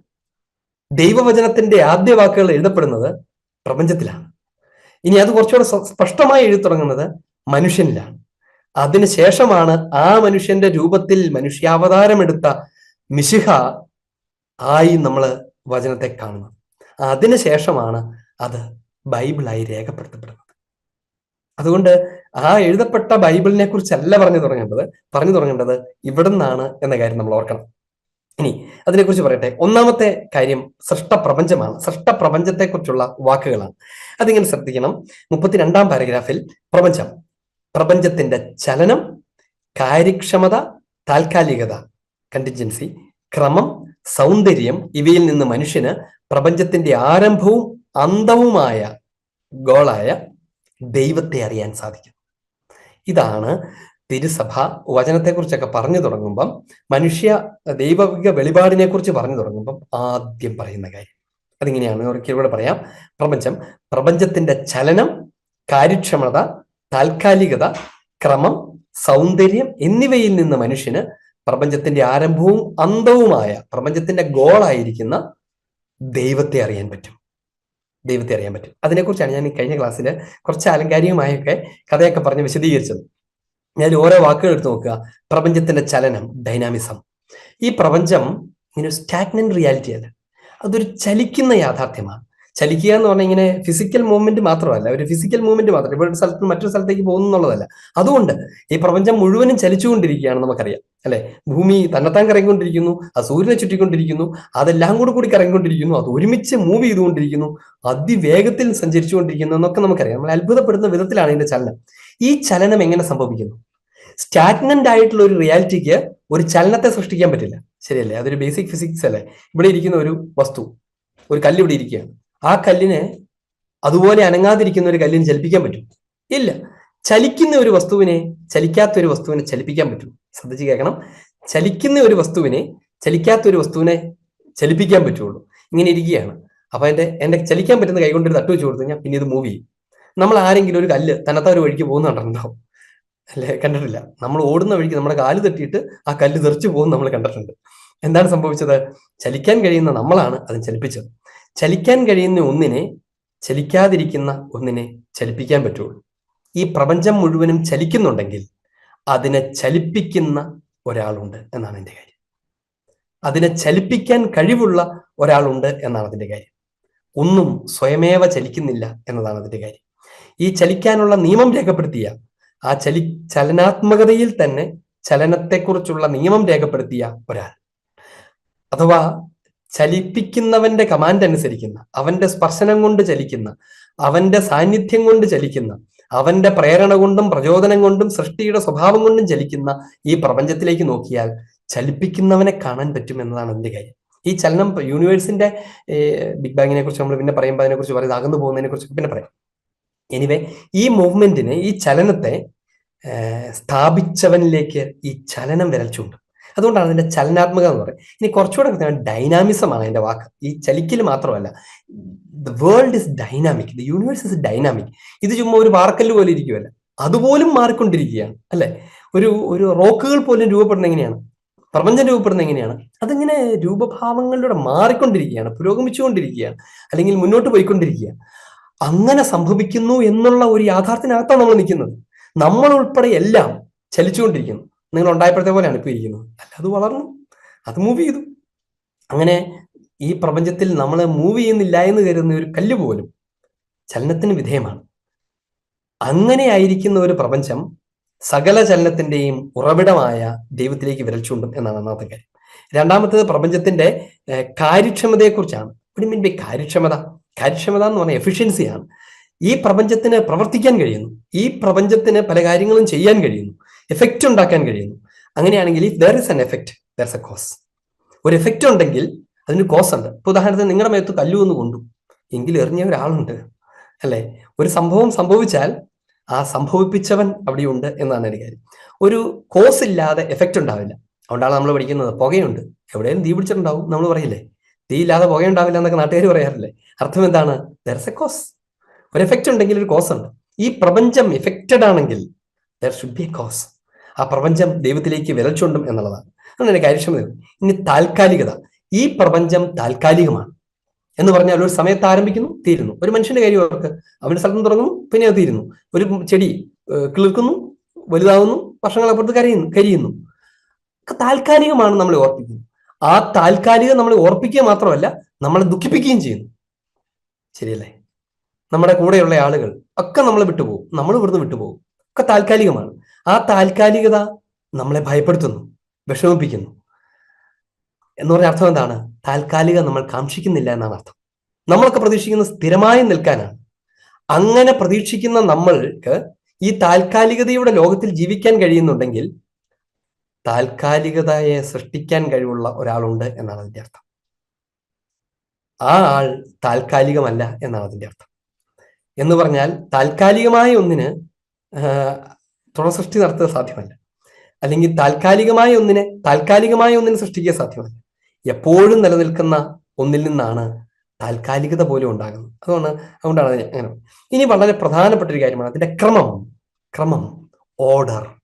പ്രപഞ്ചത്തിനൊരു ഓർഡർ ഉണ്ട്. നമ്മളിത് വല്ലാതെ അത്ഭുതപ്പെടുന്ന ഒരു ഓർഡറാണ്. എന്ന് പറഞ്ഞാൽ വെറുതെ ഒന്ന് ആലോചിച്ച് നോക്കി, നമുക്കൊക്കെ പരിചയമുള്ള കാലം മുതൽ മാത്രമല്ല, എന്റെ കുഞ്ഞുനാളിലെ മുതൽ ഭൂമി കറങ്ങാൻ തുടങ്ങിയെന്ന് ആരും പറയാറില്ലല്ലോ. എത്രയോ ലക്ഷം വർഷങ്ങളായിട്ട് ഭൂമി കറങ്ങിക്കൊണ്ടിരിക്കുന്നു. നമ്മൾ എന്ത് ക്ലോക്ക് മേടിച്ചു, ഞാൻ നാളെ ഡിജിറ്റൽ ക്ലോക്ക് മേടിച്ച് എന്റെ ഭിത്തിയിൽ തൂക്കിയിട്ടുണ്ട്. ഈ കുന്ത്രാണ്ടം തെറ്റായ സമയം കാണിക്കുന്നേ, കറങ്ങുന്ന സൂചിയാണ് പിന്നെ മനസ്സിലാക്കാം. പക്ഷേ ഈ ഡിജിറ്റൽ ക്ലോക്ക് വരെ തെറ്റായ സമയം കാണിക്കുന്നു. കുറച്ചു നേരം കഴിയുമ്പോൾ അവന്റെ സമയമൊക്കെ തെറ്റുന്നു. നിങ്ങളൊന്ന് ആലോചിച്ച് നോക്കി, പ്രപഞ്ചത്തിന്റെ ആ ക്രമത്തിന് എന്തെങ്കിലും ഒരു തെറ്റ് പറ്റിയിട്ടുണ്ട്? കുറച്ച് കറങ്ങിയിട്ട് ഒരു നിക്കലിങ്ങാനും നിന്ന നമ്മുടെയൊക്കെ സ്ഥിതി അവിടെ ഒരു നൊടിയുടെ നേരം കൊണ്ട് നമ്മളൊക്കെ വലിയ അമേരിക്കയിലും പോയി കിടക്കാൻ സാധ്യത. അമേരിക്ക കിടക്കുന്നവർ ഇന്ത്യയിലോട്ടും വരാൻ സാധ്യതയുണ്ട് എന്ന് വേണമെങ്കിൽ നമുക്ക് സങ്കല്പിക്കാം. ഒരിക്കലും അങ്ങനെ സംഭവിക്കുന്ന പോലുമില്ല. ഒരു ക്രമമുണ്ട്. ചെടികളെ മരങ്ങളെയൊക്കെ നോക്ക്. ചക്കക്കുരു കുഴിച്ചു വെച്ചാൽ അത് നിശ്ചയമായും പ്ലാവായി വളർന്ന് ചക്ക ഉണ്ടാക്കും. അതൊരിക്കലും മാവായി വളർന്ന് വാഴപ്പല ഉണ്ടാക്കിയ ചരിത്രമില്ല. അതിനൊരു ക്രമമുണ്ട്. ഒരു വെള്ളം എപ്പോൾ തെളിപ്പിച്ചാലും അത് ആവിയാകും. ഇന്നലെ ഞാൻ വെള്ളം തിളപ്പിച്ചപ്പോൾ ആവിയായി, ഇന്നിപ്പോ ഏതാണ്ട് പെട്രോളായി മാറുന്ന ആരെങ്കിലും പറഞ്ഞു കേട്ടിട്ടുണ്ട്? അങ്ങനെ സംഭവിക്കില്ല. ദർസ് ആൻ ഓർഡർ, ഒരു ക്രമം. ഒരു മനുഷ്യൻ പോലും ഉണ്ടാക്കി വെക്കുന്നതിനെ പോലും നമുക്കൊരു നോക്കുക. നമ്മൾ എന്താ ചെയ്യുന്നത്? നമ്മുടെ ഒരു ക്യാരക്ടർ എന്താണ്? നമ്മൾ ഉണ്ടാക്കുന്നതിനെ ക്രമമാക്കി വെക്കും, അല്ലെ? അടുക്കി പെറുക്കി വെക്കും. നമ്മൾ വീടൊക്കെ എങ്ങനെയാണ് ഈ വീടൊക്കെ കിടക്കുന്നത്, പോയി അടുക്കി പെറുക്കുന്നൊക്കെ പറഞ്ഞ് നമ്മളെല്ലാം പോയിട്ട് അല്ലെ അടുക്കി പെറുക്കിയൊക്കെ വെക്കും. ക്രമം എന്ന് പറയുന്നത് നമ്മുടെ രക്തത്തിലുമുണ്ട്, ഈ പ്രപഞ്ചത്തിലുമുണ്ട്. അങ്ങനെയാണെങ്കിൽ ക്രമീകരിച്ചവൻ ഉണ്ടാവണ്ടേ? ചുമ്മാ സ്വയമേവ എങ്ങനെ എല്ലാം കൂടെ ക്രമീകരിക്കുമോ? നമ്മുടെ വീട്ടിലെ എല്ലാ സാധനവും വലിച്ചു വാരിയിട്ടാണ് ചെരുപ്പെല്ലാം ഒരു ദിവസം പോയിട്ട് രാവിലെ പോയി അടുക്കി പെറുക്കിയിരിക്കുന്നു. നമ്മൾ എഴുന്നേറ്റ് വന്ന് ബെഡ്ഷീറ്റൊക്കെ തന്നെത്താൻ ചാടി കയറി മടങ്ങി തലയുടെ മുകളിൽ കയറിയിരിക്കുന്നു. അങ്ങനെ സംഭവിക്കാൻ പോകുന്നില്ല. ക്രമം എന്ന് പറയുന്ന യാഥാർത്ഥ്യം തന്നെ സൂചിപ്പിക്കുന്നത് ക്രമീകരിക്കുന്നവനെ കുറിച്ചാണ്. ഈ ഒരു ലോ ഉണ്ടെങ്കിൽ ദർസ് എ ലോ ഗീവർ എന്ന് പറയുന്ന ഒരു ഓർഡർ ഉണ്ടെങ്കിൽ ആ ഓർഡർ ഗീവ് ചെയ്ത ആളുണ്ട് എന്നാണ് എൻ്റെ അർത്ഥം. അപ്പൊ അതുകൊണ്ട് പ്രപഞ്ചത്തിന്റെ ഓർഡർ ക്രമീകരിച്ചവനിലേക്ക് വിരൽ ചൂണ്ടും, ക്രമീകരിച്ച ദൈവത്തിലേക്ക് വിരൽ ചൂണ്ടും എന്നാണ് അതിന്റെ അർത്ഥം. എന്ന് പറഞ്ഞാൽ ഞാനിവിടെ ഉണ്ട് എന്ന് ഈ ക്രമത്തിൽ ദൈവം എഴുതിയിരിക്കുകയാണ്. ഈ പ്രപഞ്ചത്തിലെ ക്രമം ദൈവവചനമാണ്. ഈ പ്രപഞ്ചത്തിലെ ക്രമത്തിലേക്ക് നോക്കിയാൽ അവിടെ വചനം രേഖപ്പെടുത്തിയിട്ടുണ്ട്, ദൈവത്തെക്കുറിച്ചുള്ള വാക്കുകൾ രേഖപ്പെടുത്തിയിട്ടുണ്ട്. ഇനി അടുത്തത് എന്താണ്? ഇനിത്തെയാണ് വളരെ പ്രധാനപ്പെട്ട ഒരു കാര്യം. നിങ്ങൾ ധൈര്യമായി ഇത് മറ്റുള്ളവരുടെ സംസാരത്തിന് എടുത്തോളൂ. ഈ എവല്യൂഷനിസ്റ്റുകൾ ഈ ഭൂമി ഇങ്ങനെ അല്പാൽപമായി വികസിച്ചതാണ് എന്ന് പറഞ്ഞു പിടിപ്പിക്കുന്ന ആൾക്കാരുണ്ട്. മീൻസ് എവല്യൂഷൻ പ്രോസസ്സിനെ കുറിച്ചൊക്കെ പറയുന്ന ആള്. അവർ പറയും ഇതിങ്ങനെ യാദൃശ്ചികമായി സൃഷ്ടിച്ചതാണ്, ഇങ്ങനെ വളരെ എളുപ്പത്തിൽ ഇങ്ങനെ വന്നു. മനുഷ്യന് സുരക്ഷിതത്വം കുറഞ്ഞപ്പോഴേക്കും അവൻ ഓടി രക്ഷപ്പെടാനായിട്ട് സ്പീഡിൽ ഓടാൻ വേണ്ടി 2 കാല് പൊക്കിയിട്ട് ഇങ്ങനെ ഓടാൻ തുടങ്ങി. അപ്പൊ അങ്ങനെ അവന്റെ കൈ വലിയ ആവശ്യമില്ലാതെ അപ്പൊ കൈ ഉണ്ടായി, കാലിനേക്കാൾ ബലം കുറഞ്ഞ കൈ ഉണ്ടായി. അങ്ങനെയാണ് ഓടാൻ തുടങ്ങിയത്. അവൻ ആദ്യം ഭയങ്കര ഇങ്ങനെയായിരുന്നു, അവന്റെ തല ഷേപ്പ് നോക്കണമായിരുന്നു പണ്ടത്തെ. ഇങ്ങനെയാണ് രൂപമാറ്റം വന്നത്. സാഹചര്യത്തോട് അഡാപ്റ്റ് ചെയ്താണ് ഈ പറഞ്ഞ സാധനങ്ങളൊക്കെ ഉണ്ടായത് എന്നൊക്കെ നമ്മൾ ഇഷ്ടംപോലെ കാണിക്കും. അതായത് സർവൈവൽ ഓഫ് ദ ഫിറ്റസ്റ്റ്, ശക്തിയുള്ളവന്റെ നിലനിൽപ്പുണ്ടായി. അതുപോലെ പ്രപഞ്ചത്തിന്റെയൊക്കെ പ്രത്യേകത. ഇപ്പൊ തണുപ്പുള്ള രാജ്യത്തുള്ള ആളുകൾക്ക് ഭയങ്കര രോമമൊക്കെ ഉണ്ടായി, അതുകൊണ്ടാണ് ഐസ്. അപ്പൊ അത് കഴിഞ്ഞപ്പോ ഇങ്ങനെ മാറി. പിന്നെ ആളുകൾക്ക് പണ്ട് വാലൊക്കെ ഉണ്ടായിരുന്നു, ആ വാലൊക്കെ പിന്നെ ആറ്റുപോയി എന്നൊക്കെ പറഞ്ഞിട്ട്. അപ്പൊ അങ്ങനെയൊക്കെയാണ് ഇത് വന്നത്. സാഹചര്യത്തിനനുസരിച്ച് അഡോപ്റ്റ് ചെയ്യപ്പെട്ടതാണ് ഇതൊക്കെ എന്നാണ് ഇവർ പറയുന്നത്. അതങ്ങ് സമ്മതിക്കുന്നു എന്ന് വിചാരിച്ചു. പ്രപഞ്ചത്തിലെ സാധനങ്ങളൊക്കെ മനുഷ്യന്റെ രൂപവും അല്ലെങ്കിൽ ഒരു ഏകോശീവിയായിരുന്നു, അവന് സാഹചര്യത്തിനനുസരിച്ച് അനുഭവപ്പെട്ടാണ് അവൻ ഈ പരുവത്തിലായത് എന്ന് പറയുന്നു എന്ന് കരുതുക. അതങ്ങ് അംഗീകരിച്ചും കൊടുക്കാന്ന് വിചാരിക്കുക. വലിയൊരു ചോദ്യം നിലനിൽക്കുകയാണ്. ശരി, ഇതൊക്കെ ഒരു പർപ്പസിന് വേണ്ടി ക്രമീകരിക്കപ്പെട്ടതാണെങ്കിൽ ഈ മനുഷ്യന്റെ കണ്ണും മൂക്കും എല്ലാ സാധനങ്ങളും കാഴ്ച ഉണ്ടാവണമായിരുന്നു. അപ്പൊ കണ്ണു കൊണ്ടു, അങ്ങനെ ശ്വാസം ഇട്ടുണ്ടായിരുന്നു, ഇപ്പൊ ശ്വാസകോശം ഉണ്ടായി, ഇങ്ങനെ തുടങ്ങി ഓരോന്നും പരിണാമം അനുസരിച്ച് വികസിച്ചു വന്നതാണെന്ന് കരുതുക. നമ്മുടെ ചോദ്യം മറ്റൊന്നാണ്. സമ്മതിച്ചു, ഇതൊക്കെ ശരിയാണ്. പക്ഷേ there's a question. എന്താണ് ചോദ്യം? ആയിക്കോട്ടെ, പക്ഷെ അങ്ങനെയാണെങ്കിൽ ഇതിനകത്ത് എങ്ങനെയാ ഒരു സൗന്ദര്യം ഉണ്ടായിരുന്നത്? അതൊരു ചോദ്യമല്ലേ? ആവശ്യത്തിനാണ് കാണാൻ വേണ്ടി ഒരു മത്തങ്ങ കണ്ണ് ഇവിടെ വെച്ചാൽ കാഴ്ച നടക്കും, അല്ലെ? ശ്വാസം പെടാൻ 3-4 തുള വെച്ചാൽ അതിലത്ര ശ്വാസം. പക്ഷെ നോക്കിയേ, 2 കണ്ണും ഒരുപോലെ കൃത്യമായി ഡിസൈൻ ചെയ്തിരുന്നു, സെന്ററിലൊക്കെ വായൊക്കെ വെച്ചിട്ട്, അല്ലെ? ഇതെന്തിനായി ഈ ഭംഗി എന്ന് പറഞ്ഞ കാര്യം എന്തിനാണ്? സാധനങ്ങൾ ആവശ്യമാണെങ്കിൽ അങ്ങനെ സൃഷ്ടിച്ചാൽ പോരെ. നിങ്ങളൊരു സീനറി നോക്കുക, പ്രപഞ്ചത്തിലേക്ക് പോകും, how beautiful it is create. അതെന്തിനാ അങ്ങനെ ഭംഗി? ആവശ്യത്തിനാണെങ്കിൽ ആവശ്യമുള്ള പോലെ ഉണ്ടായ പോലെ. അങ്ങനെയാണെന്നുണ്ടെങ്കിൽ നമുക്ക് ദൂരെ നിൽക്കുന്ന സാധനം എടുക്കാൻ വേണ്ടി മനുഷ്യൻ ദൂരെ നിൽക്കുന്ന മരങ്ങളൊക്കെ പറിച്ചു തുടങ്ങി. അപ്പം അവന് കൈയങ്ങ് നീളാത്ത എന്തേ? ഇവർ പറയും ജിറാഫ് അങ്ങനത്തെ ഒരു ഇതിന്റെ ഭാഗമാണ്. അവന് താഴത്തെ ചെടി ഇലകളൊക്കെ തീർന്നു, അപ്പം കഴുത്ത് നീട്ടി പറിച്ചാണ് അങ്ങനെ വന്നത്. ഇങ്ങനെയൊക്കെ വിചാരിക്കാൻ തുടങ്ങിക്കഴിഞ്ഞാൽ പല കാര്യങ്ങളും അതീവ തമാശയായി മാറാൻ സാധ്യതയുണ്ട്. അങ്ങനെയൊക്കെയാണെന്ന് വിചാരിക്കുക. എങ്ങനെയാണ് ഇതിനകത്ത് സൗന്ദര്യം ഉണ്ടാകുന്നത്? ആ സൗന്ദര്യം ഉണ്ടാകുന്നതിന് ഒറ്റ കാരണമേ ഉള്ളൂ, അതിനെ സുന്ദരമായി ഇരിക്കണമെന്ന് ആഗ്രഹിച്ച ഒരാളുടെ സൃഷ്ടിയാണത് എന്നാണ്. സൗന്ദര്യബോധം കൂടെയുള്ള ഒരു ദൈവത്തിലേക്കുള്ള വിരൽച്ചൂണ്ടലാണ്. അത് സകല സംസ്കാരങ്ങൾക്കും അറിയാം. നമ്മുടെ ഈ ഭാരതത്തിൽ ദൈവത്തെക്കുറിച്ച് പറയുന്ന ഒരു കാര്യത്തിനകത്ത് ഒരു കാര്യം, സത്യം ശിവം സുന്ദരം എന്ന് പറയും. സുന്ദരം ദൈവത്തിന്റെ എക്സിസ്റ്റൻസിനെ കുറിച്ച് പറയുന്നതാണ് സുന്ദരം. എന്തിനാണത്? God is beauty. ദൈവം ബ്യൂട്ടിയാണ്. റാറ്റ്സിംഗർ പാപ്പയുടെ ചക്രലേഖനങ്ങളൊക്കെ വായിച്ചു കഴിഞ്ഞാൽ ബ്യൂട്ടിയെ കുറിച്ച് സംസാരിക്കും. സൗന്ദര്യം അത് സൂചിപ്പിക്കുന്നത് എന്താണെന്ന് അറിയാമോ? ദൈവത്തിന്റെ സാന്നിധ്യമാണ്. വല്ലവരും ഉണ്ടാക്കിയ ഏതാണ്ട് പോലെ ഇരിക്കും. ഒരു ആർട്ടിസ്റ്റ് ഉണ്ടാക്കിയത് മനോഹരമായിരിക്കും. ദൈവമാണ് സൃഷ്ടിച്ചത്. ഈ മനോഹാരിത ദൈവത്തെ വിളിച്ചു പോകുന്നു. അതുകൊണ്ടാണ് ക്രമം, സൗന്ദര്യം എന്നിവയിൽ നിന്ന് മനുഷ്യന്റെ പ്രപഞ്ചത്തിന്റെ ആരംഭവും അന്തവുമായ ദൈവത്തെ അറിയാൻ കഴിയും എന്ന് പറഞ്ഞത്. അപ്പൊ അതുകൊണ്ട് ഒന്നാമത്തെ കാര്യം എന്താണ്? സൃഷ്ടിയുടെ ഒന്നാമത്തെ കാര്യം അത് ഈ സൃഷ്ടവസ്തുക്കളുടെ കാരണവും ലക്ഷ്യവുമായി. ഈ സൃഷ്ടിക്കപ്പെട്ടതൊക്കെ എന്തിനു വേണ്ടിയാണ്? നമ്മൾ പെട്ടെന്ന് ഓർക്കും മനുഷ്യന് വേണ്ടിയാണ്. മനുഷ്യനുൾപ്പെടെ എന്തിനു വേണ്ടിയാണെന്നൊരു ചോദ്യം അപ്പുറത്ത് വരികയാണ്. അതൊക്കെ ദൈവത്തിന് വേണ്ടിയാണ്. അത് ദൈവത്തിന് വേണ്ടി ആയിരിക്കണം. ഈ ഭൂമിയും അതിലെ സൃഷ്ടവസ്തുക്കളും നീയും ദൈവത്തിന് വേണ്ടിയാണ്. ദൈവം സൃഷ്ടിച്ചതാണ്, ദൈവത്തിൽ നിന്ന് വന്നതാണ്, ദൈവത്തിലേക്ക് പോകാനുള്ളതാണ്, അതായത് 7-ാം ദിവസത്തിലേക്ക് പോകാനുള്ളതാണ് എന്ന് പറയാൻ വേണ്ടി മാത്രമാണ് വിശുദ്ധ ഗ്രന്ഥത്തിന്റെ സൃഷ്ടി വിവരണം. എന്ന് പറയാൻ വേണ്ടി മാത്രമുള്ളതാണ് വിശുദ്ധ ഗ്രന്ഥത്തിലെ സൃഷ്ടി വിവരണം. അല്ലാതെ ദൈവം എത്ര ദിവസം എടുത്താണ് സൃഷ്ടിച്ചതെന്ന് പറയാൻ വേണ്ടിയുള്ളതല്ല. ദൈവം സൃഷ്ടിച്ചത് ഏതാദ്യം ഏത് രണ്ടാമതെന്ന് പറയാൻ വേണ്ടിയുള്ളതല്ല. പകരം ഒരൊറ്റ കാര്യം പറയാൻ വേണ്ടിയുള്ളതാണ്: ഇത് മുഴുവനും ദൈവത്തിന്റെ സൃഷ്ടിയാണ് എന്നും ആ സൃഷ്ടി ഒരു പ്രോസസ്സായിരുന്നുവെന്നും ആ പ്രോസസ്സ് ഈ പ്രപഞ്ചത്തിൽ അവസാനിക്കുന്നില്ല എന്നും അതിനൊരു കൾമിനേഷൻ ഉണ്ട്, അത് സ്വർഗത്തിൽ ദൈവത്തോടുള്ള നിത്യതയിലാണ് പൂർത്തീകരിക്കുന്നതെന്നും ആ നിത്യത ഇവിടെ വെച്ച് തന്നെ നീ അനുഭവിച്ചു തുടങ്ങണം, സാപത്തുണ്ടായിരിക്കണം എന്നും ഒക്കെ പറയുന്ന സൃഷ്ടിയുടെ അർത്ഥം ഈ സൃഷ്ടി പൂർത്തീകരിക്കുന്ന സ്വർഗത്തിലെ സൃഷ്ടിക്ക് അർത്ഥമുണ്ടാവുകയുള്ളൂ എന്ന് പറയാൻ വേണ്ടി ഒരു സൃഷ്ടിച്ചവനുണ്ടെന്നും അവൻ ആ സൃഷ്ടിച്ചതൊക്കെ എല്ലാം സൃഷ്ടിച്ചത് അതിന് മകുടമായി നിന്നെ സൃഷ്ടിച്ചുവെന്നും അതും നീയും ഉൾപ്പെടെ ആ സൃഷ്ടാവിൻ്റെതാണെന്നും അതെല്ലാം ഒടുവിൽ അവനിലേക്ക് തന്നെ ചെന്ന് ചേരുമെന്നും നമ്മെ പഠിപ്പിക്കാൻ വേണ്ടിയിട്ടാണ്. ഇത് ഞാൻ ഒരു നട്ടെല്ല് മാത്രം പറഞ്ഞതാണ്. അത്ര ഗഹനമായ പ്രപഞ്ച ചരിത്രത്തെ മുഴുവനും, പ്രപഞ്ച ചരിത്രത്തിന്റെ അപ്പുറത്തേക്കും കൂടെ നീണ്ടു നിൽക്കുന്ന ദൈവത്തിന്റെ സൃഷ്ടി കൾമിനേഷൻ സംവിധാനങ്ങളെ മുഴുവനും സൂചിപ്പിക്കുന്ന ഒരു തിയോളജിക്കൽ നരേറ്റീവ് മാത്രമാണ് സൃഷ്ടി വിവരണം. ഞാൻ അതിൻ്റെ ഒരു ഇൻട്രൊഡക്ഷൻ പറഞ്ഞതാണ്. എൻ്റെ ആമുഖത്തിന് ഒരു ചെറിയ ആമുഖം പറഞ്ഞത് മാത്രമേ ഉള്ളൂ. നമ്മുടെ സമയം കുറച്ച് ഞാൻ 2 കാര്യങ്ങൾ പറയാൻ ഓർത്തത്. സൃഷ്ടിയെക്കുറിച്ചും മനുഷ്യനെക്കുറിച്ചും പറയാനാണ് ശ്രമിക്കാൻ തുടങ്ങിയത്. നിർഭാഗ്യവശാൽ സൃഷ്ടിയെക്കുറിച്ച് പറഞ്ഞപ്പോൾ തന്നെ നമ്മുടെ സമയം ഏതാണ്ട് തീർന്നുപോയി. അതുകൊണ്ട് അടുത്ത ക്ലാസ്സിൽ നമ്മൾ മനുഷ്യനെക്കുറിച്ച് പറയാൻ തുടങ്ങും. കുറച്ചുകൂടെ രസകരമായി കേൾക്കാവുന്ന ഒരു കാര്യമാണ്. നമ്മൾ എങ്ങനെ ദൈവത്തിന്റെ ഛായയാവും? ചുമ്മാ അങ്ങ് ദൈവത്തിന്റെ ഛായയിൽ സൃഷ്ടിക്കപ്പെട്ട മനുഷ്യൻ എന്ന് പറഞ്ഞാൽ അങ്ങനെ അങ്ങ് ആകുമോ? അവനിലുള്ള എന്തൊക്കെയാണ് ഇത് സൂചിപ്പിക്കുന്നത്? അപ്പൊ എന്നിൽ ദൈവം വചനം രേഖപ്പെടുത്തിയോ? എന്നിൽ ദൈവത്തെക്കുറിച്ച് എഴുതിയിട്ടുണ്ടോ എന്നൊക്കെ നമ്മൾ അറിയാൻ പോവുകയാണ്. ഇതൊക്കെ അറിയുമ്പോഴാണ് വിശുദ്ധ ഗ്രന്ഥത്തെ കുറെക്കൂടെ വിപുലമായി മനസ്സിലാക്കാൻ പറ്റുന്നത്, ദൈവവചനത്തെ വിപുലമായി മനസ്സിലാക്കാൻ പറ്റും. ഇല്ലെങ്കിൽ ചില മതസ്ഥരൊക്കെ അവരുടെ ഒരു പുസ്തകത്തെ കൊണ്ട് നടക്കുന്നത് പോലെ ബൈബിൾ നമ്മൾ കൊണ്ടു നടക്കാൻ സാധ്യതയുണ്ട്. അതുകൊണ്ട് ഈ നാളുകളിലെ ക്ലാസ്സുകളെല്ലാം നമുക്ക് ശ്രദ്ധാപൂർവം പങ്കുചേരണം. ഞാൻ എന്നോടെ പറയട്ടെ, ആദ്യത്തെ ഈ വിഷയങ്ങളൊക്കെ കേൾക്കുമ്പം ഇതൊക്കെ അല്ല ഞങ്ങൾക്ക് കേൾക്കേണ്ടത് ബൈബിളിന്റെ ഇന്റർപ്രിട്ടേഷൻ തരൂ എന്ന് പറയരുത്. അതിലേക്ക് നമ്മൾ വരാൻ പോകുന്നത് അത് നമുക്ക് തുടർന്ന് പറയാനായിട്ടുള്ള ലോകവുമാണ്. അടുത്ത ക്ലാസ്സിൽ നമ്മൾ മനുഷ്യനെ കുറിച്ച് പറയും. പിന്നീട് ഈ വെളിപാട്, ദൈവത്തിന്റെ വെളിപാട് എങ്ങനെ ക്രമാനുക്രമമായി പൂർത്തീകരിച്ചുവെന്നും ആ പൂർത്തീകരിച്ച വെളിപാടിനെ എങ്ങനെ രേഖപ്പെടുത്തിയെന്നും പറയും. ഞാനത് കണക്ട് ചെയ്യാൻ വേണ്ടിയിട്ടാണ് ബൈബിളിന്റെ ആരംഭം തന്നെ എടുത്തു പറഞ്ഞത്. ഈ സൃഷ്ടി ആരംഭം മുതൽ സംഭവിച്ച ചരിത്രത്തെ രേഖപ്പെടുത്തിക്കൊണ്ടാണ് തുടങ്ങുന്നത്. ബൈബിൾ ആരംഭിക്കുന്നത് തന്നെ സൃഷ്ടിയെക്കുറിച്ച് പറഞ്ഞുകൊണ്ടാണ്. അപ്പൊ ഞാൻ കഴിഞ്ഞ പ്രാവശ്യം ഞാൻ സൃഷ്ടിയെക്കുറിച്ച് പറഞ്ഞത് നിങ്ങൾ വിചാരിച്ചു കാണും ഇത് ഇമ്മ വചനവുമായിട്ട് ബന്ധപ്പെട്ട കാര്യമൊന്നും അല്ലല്ലോ. അല്ല, വചനത്തിന്റെ ആദ്യ ഭാഗത്തെക്കുറിച്ചാണ് ഈ പറയുന്നത്. വചനം ആരംഭിക്കും, ദൈവവചനം അതിന്റെ ആരംഭത്തെക്കുറിച്ച് തന്നെയാണ് പറഞ്ഞു തുടങ്ങിയത്. ഇങ്ങനെയാണ് നമ്മളിത് ഡെവലപ്പ് ചെയ്യാൻ പോകുന്നത്. അടുത്ത ക്ലാസ്സിൽ നമുക്ക് ഇതിന്റെ അടുത്ത 1-ാം ഘട്ടത്തിന്റെ 2-ാം ഭാഗമാകുന്ന മനുഷ്യ സൃഷ്ടിയെക്കുറിച്ച് നമുക്ക് കുറച്ചുകൂടെ കൂടുതൽ പറയാനായിട്ട് ശ്രമിക്കാം. തൽക്കാലം നമുക്ക് ചോദ്യോത്തരങ്ങളിലേക്ക് പോകാം.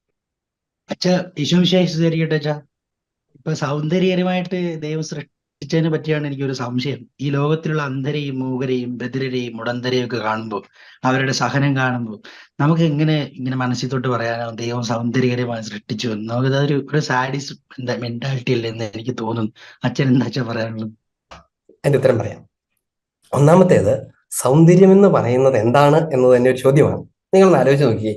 ഇപ്പം വെള്ള നിറം എല്ലാവർക്കും ഇഷ്ടമാണ്. വെള്ള നിറം കൊണ്ട് മാത്രം ഒരു ചിത്രം വരയ്ക്കാൻ പറ്റൂ? ചുമ്മാ ഒരു കൗണ്ടർ ക്വസ്റ്റ്യൻ പറയുന്നേ ഉള്ളൂ.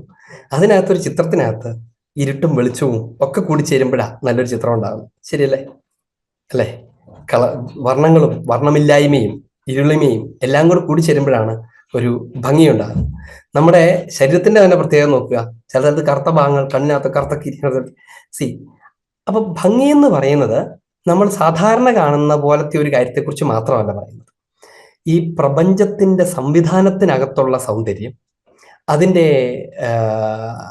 അതിൽ അന്തർലീനമായിരിക്കുന്ന ദൈവാംശം അനുഭവിക്കാനായിട്ട് കഴിയുന്ന, അത് ആസ്വാദ്യമായിരിക്കുന്ന കാര്യം, ഇങ്ങനെ തുടങ്ങുന്ന കുറെ കാര്യങ്ങളെ കുറിച്ചാണ് സൗന്ദര്യത്തെക്കുറിച്ച് പറഞ്ഞത്. പക്ഷെ അങ്ങ് ചോദിച്ച ചോദ്യം കുറച്ചുകൂടെ വ്യത്യസ്തമാണ്. ഈ ഭൂമിയിലുള്ള ഉദാഹരണത്തിന് മനോഹരമല്ലാത്ത ചില കാര്യങ്ങളെ അപ്പൊ അങ്ങനെ പറയും എന്നാണ് ചോദ്യം. ഉദാഹരണത്തിന് നമ്മുടെ കണ്ണിൽ വിരൂപനായ ഒരു മനുഷ്യനെ കുറിച്ച് എന്ത് പറയും? ദൈവം അതിനെ അങ്ങനെയാണോ സൃഷ്ടിച്ചത്? ദൈവം എന്തുകൊണ്ടാണ് നമ്മൾ ഇന്ത്യക്കാരെയൊക്കെ ഇങ്ങനെ ഈ പരുവത്തിൽ സൃഷ്ടിച്ചു, അമേരിക്കക്കാരെയൊക്കെ ദൈവം, അമേരിക്കക്കാരെല്ലാവരും അങ്ങനെയൊന്നുമല്ല, എന്നാൽ അവരെയൊക്കെ ഭയങ്കര വെളുത്ത പോലെ സൃഷ്ടിച്ചു. നമ്മളാണ് ഈ ഫെയർ ആൻഡ് ലവ്ലി എല്ലാം മേടിച്ചുള്ള മുഖത്ത് മുഴുവനും തേക്കേണ്ടി വരുന്നു. അപ്പൊ അവരാണെങ്കിലോ കറക്കാനുള്ള മരുന്ന് മേടിച്ചിട്ട് പേര് തേച്ചിട്ട് വല്ല കടൽ തീരത്തും പോയി കിടക്കുന്നു. ഇതൊക്കെ എന്ത് പരിപാടി? ഇതാണോ ഉദ്ദേശിച്ച ബ്യൂട്ടി? 2 എലമെന്റ്സ് പറയേണ്ടതുണ്ട്. ഒന്നാമത്തെ എന്താണ്? സൗന്ദര്യം പ്രപഞ്ചത്തിലുണ്ട് എന്നാണ് പറഞ്ഞത്, അല്ലാണ്ട് ദ ബ്യൂട്ടി അത് ഈ പ്രപഞ്ചമാണ് എന്നല്ല. അപൂർണമായ പ്രപഞ്ചത്തിൽ സൗന്ദര്യത്തിന്റെ അംശങ്ങൾ സുവ്യക്തമാണ് എന്നാണ്. എന്ന് പറഞ്ഞാൽ പൂർണ്ണ സൗന്ദര്യം, ദ ബ്യൂട്ടി, ദറ്റ്സ് ഗാഡ്, ദൈവമാണ് ദ ബ്യൂട്ടി. ഭൂമിയിൽ ബ്യൂട്ടി ഉണ്ടെങ്കിൽ അതൊക്കെ ആ ദ ബ്യൂട്ടിയിൽ നിന്ന് വന്നതാണ് എന്നാണ് സൂചിപ്പിക്കുന്നത്. ഞാൻ ഇന്ന് പറഞ്ഞതിന്റെ അർത്ഥത്തെക്കുറിച്ചാണ് പറയുന്നത്. സൗന്ദര്യമായിട്ടുള്ളത് എന്തെങ്കിലും ഉണ്ടെങ്കിൽ അത് സൗന്ദര്യത്തെ അറിയാനും സൗന്ദര്യത്തെ ആസ്വദിക്കാനും സൗന്ദര്യത്തെ സൃഷ്ടിക്കാനും കഴിയുന്ന ഒരാളിൽ നിന്ന് വന്നതാണ്. ഒരു പെയിന്റിംഗ് ഉണ്ടെങ്കിൽ ഒരു പെയിന്റർ ഉണ്ട് എന്നാണല്ലോ അതിന്റെ അർത്ഥം. എന്നതുപോലെ സൗന്ദര്യം, ഒരു വീട് അടുക്കി വെച്ചിരിക്കുന്നത് കണ്ടു, അവിടെ അടുക്കി പറക്കിയ ഒരാളുണ്ട് എന്നാണല്ലോ അതിന്റെ അർത്ഥം. അതാണ് സൗന്ദര്യം എന്ന് പറയുന്ന ഒരു കാര്യത്തിൽ തന്നെ പൂർണ്ണ സൗന്ദര്യമായിരിക്കുന്ന ദൈവത്തിന്റെ എക്സിസ്റ്റൻസ് റിവീൽ ചെയ്യപ്പെടുന്നു എന്നാണ് പറഞ്ഞതിന്റെ ഉള്ളർത്ഥം. ഇനി ചോദിച്ചതിന്റെ മറ്റേ ആസ്പെക്ട് അത് ഭയങ്കര പ്രധാനപ്പെട്ടതാണ്. അങ്ങനെയാണ് രോഗികളായ വൈകല്യമുള്ള ആളുകൾ, അങ്ങനത്തെ മനുഷ്യരെ കുറിച്ച് ചോദിച്ചു. അങ്ങനെ ഒരു കൈയും കാലും ഇല്ലാത്തൊരു കുഞ്ഞ് ജനിക്കുന്നു, ദൈവത്തിന്റെ സൗന്ദര്യം എവിടെ? ഈ പറഞ്ഞ എല്ലാ സുന്ദരമായി സൃഷ്ടിക്കുന്ന സുന്ദരനായ ദൈവം എവിടെ എന്ന് ചോദിക്കും. ഇവിടെ നമ്മൾ പറഞ്ഞ വേറൊരു കാര്യം ഓർക്കുക. ദൈവത്തിന്റെ സൃഷ്ടിയുടെ പ്രത്യേകത എന്താണ്? That is A process. ഒരു പ്രോസസ്സാണത്. എന്ന് പറഞ്ഞാൽ സകലതും ആ സൗന്ദര്യത്തിലേക്ക് വളരുന്നതാണ്. ഇതൊരു പ്രോസസ്സാണ്. രണ്ടാമത്, ആ പ്രോസസ്സിനകത്ത് നമ്മളും പങ്കാളികളാണ്. ദൈവം ഒരു വസ്തുവിനെ അങ്ങ് സൃഷ്ടിച്ചു വെച്ചിട്ട് എന്നാ നിങ്ങൾ കണ്ടോ എന്ന് പറയുകയല്ല. ഈ പ്രപഞ്ചത്തിന്റെ സൃഷ്ടിയിൽ ദൈവം ഈ പ്രപഞ്ചത്തെ സൃഷ്ടിച്ചിട്ട് അതിന്റെ ഒരു ഘട്ടത്തിൽ നമ്മളെ കൂടെ സൃഷ്ടിച്ചിട്ട് നമ്മളെ കൂടി ഉൾച്ചേർത്തുകൊണ്ടാണ് ദൈവം തുടർ സൃഷ്ടി നടത്തുന്നത്. ഉദാഹരണത്തിന്, ഒരു കറുപ്പോ വെളുപ്പോ എന്നൊന്നും പറയേണ്ട ആവശ്യമില്ല. ഇപ്പൊ വെളുപ്പോ ഈ വൈറ്റ് പീപ്പിളിനെ സംബന്ധിച്ച് അവരുടെ വെളുപ്പ് അവർക്ക് ഇഷ്ടമില്ല. അപ്പം കറുത്ത ആളുകളെ സംബന്ധിച്ച് ചിലപ്പോൾ അവരുടെ കറുപ്പ് ഇഷ്ടമില്ലായിരിക്കും. അപ്പൊ ഇഷ്ടമില്ലാത്ത ഒരാൾ ആരും ആയിക്കോട്ടെ, ഒരു കറുത്ത ഒരാൾക്ക് തന്റെ കറുപ്പ് ഇഷ്ടമില്ല എന്ന് കരുതുക. ആ ആളുടെ കൊച്ചുണ്ടായപ്പോൾ ഇയാൾ പ്രാർത്ഥിക്കുകയാണ്, ദൈവമേ എനിക്ക് വെളുത്ത കൊച്ചിനെ വേണം, അങ്ങനെ വേണം, സായിപ്പ് കുഞ്ഞ് മതി എനിക്ക് എന്ന് പ്രാർത്ഥിക്കുകയാണ്.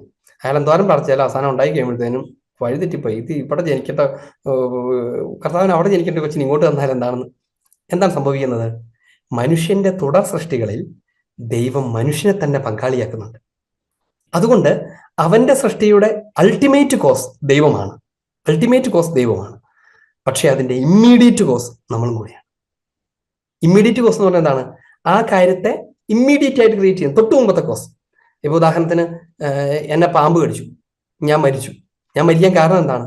പാമ്പാണ്. പാമ്പിനെ സൃഷ്ടിച്ചത് ആരാണ്? ദൈവമാണ്. അപ്പൊ എന്നെ കൊന്നതാരാ? ദൈവം എന്ന് പറയാൻ പറ്റില്ലല്ലോ. അപ്പോ കാരണം എന്താണ്? ഈ ഇമ്മീഡിയറ്റ് കോസ് പാമ്പാണ്.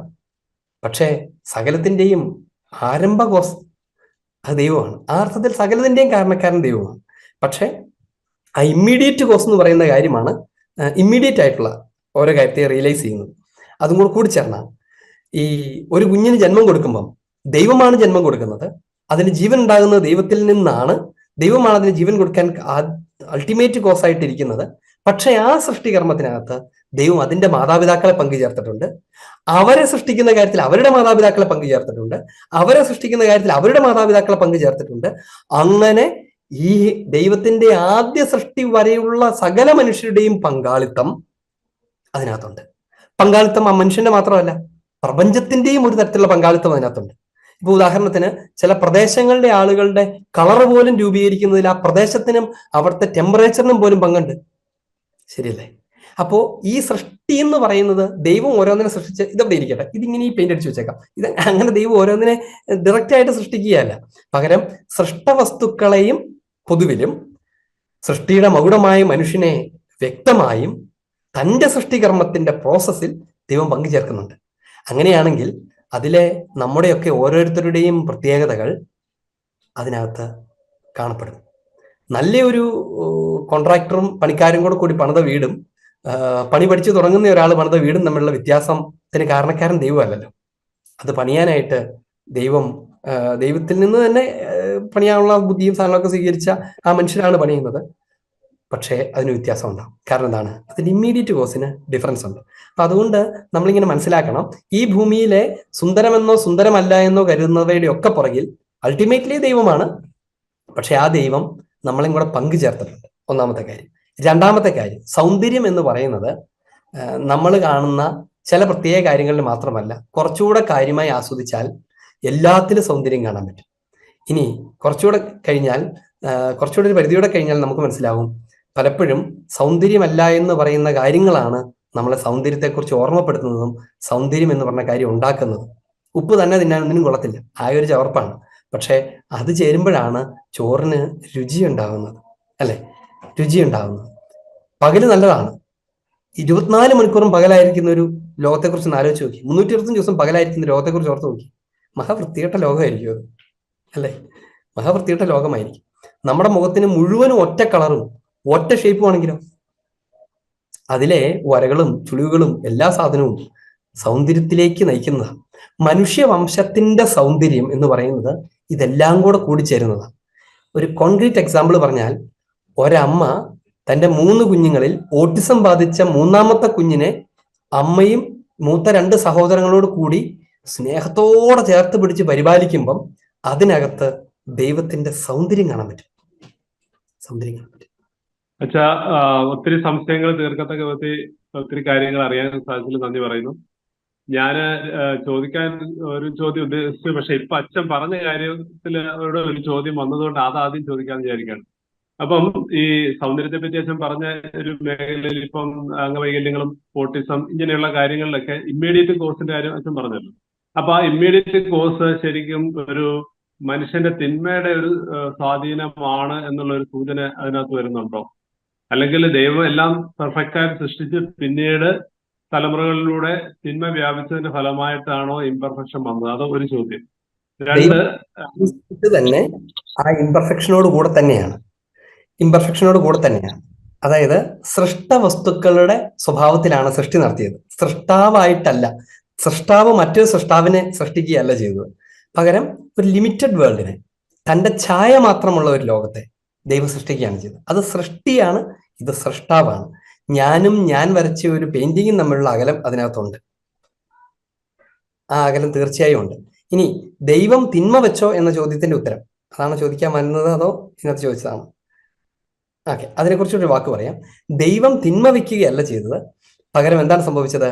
ദൈവം നൽകിയ ഈ ലിമിറ്റഡ് വേൾഡിന്റെ നന്മകൾ, അത് പ്രൊഡ്യൂസ് ചെയ്യുന്ന സൈഡ് എഫക്ട്സ് ആണ് തിന്മകൾ എന്ന് പറഞ്ഞാൽ, ഉദാഹരണത്തിന് മനുഷ്യനെ ദൈവം സൃഷ്ടിച്ചു, അവൻ ചിലരെയൊക്കെ കൊല്ലുന്നു. അപ്പൊ നമ്മൾ പറയാണ്, കൊല്ലുന്ന തരം മനുഷ്യനെയാണ് ദൈവം സൃഷ്ടിച്ചത്, എന്ത് ക്രൂരതയായി പോയി എന്ന് പറയാം. പക്ഷെ അതിന്റെ അപ്പുറത്തോട്ട് ചിന്തിച്ച് നോക്കണം. നന്മയും തിന്മയും ചൂസ് ചെയ്യാൻ കഴിയാത്ത ഒരു മനുഷ്യനാണ് ദൈവം സൃഷ്ടിച്ചെന്ന് വിചാരിക്കുക. ഹീസ് എ റോബോട്ട്, അല്ലെ? സ്വന്തമായി ഒരു തീരുമാനം എടുക്കാൻ പറ്റില്ല. അവന് നന്മ മാത്രമേ ചെയ്യാൻ പറ്റുള്ളൂ, തിന്മയായിട്ടൊരു കാര്യം അവന് കാണാനും പറ്റില്ല, ചെയ്യാനും പറ്റത്തില്ല.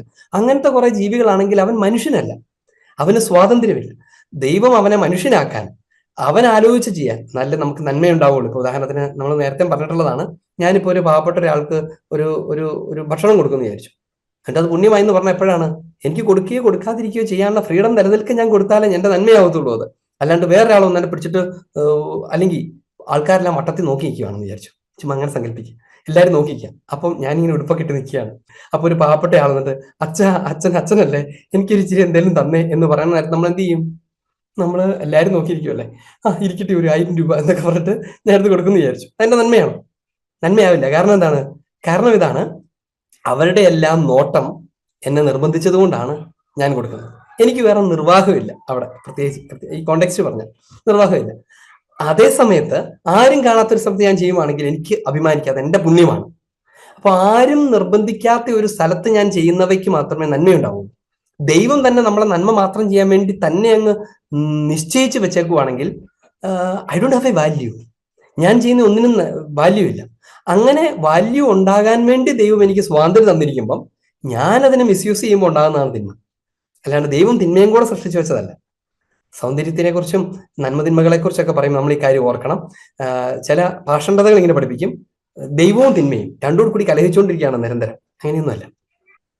രണ്ടാമത്തെ ഒരു ചോദ്യം, അല്ല ഇത് പറയുന്നതിന് മുമ്പ് ഒരു കാര്യം കൂടെ. ഇപ്പം ഈ തിയോളജിൻസിന്റെ ഇടയിൽ തന്നെ ഒരു ഡിസ്പ്യൂട്ട് പോലെ പലരുടെയും ലേഖനങ്ങൾ കോൺട്രഡിക്ടറി ആയിട്ട് തോന്നിയിട്ടുള്ള ഒരു കാര്യമാണ് ഈ പൂർവികരുടെ പാവം. അതിനെപ്പറ്റി അച്ഛനൊരു ക്ലാസ് എടുക്കണമെന്ന് ആഗ്രഹിക്കുകയാണ്. അത് വിശദമായൊരു ക്ലാസ് വേണ്ടി വരും. അതുകൊണ്ട് ഞാൻ അത് ക്വസ്റ്റ്യനായിട്ട് ചോദിക്കുന്നില്ല.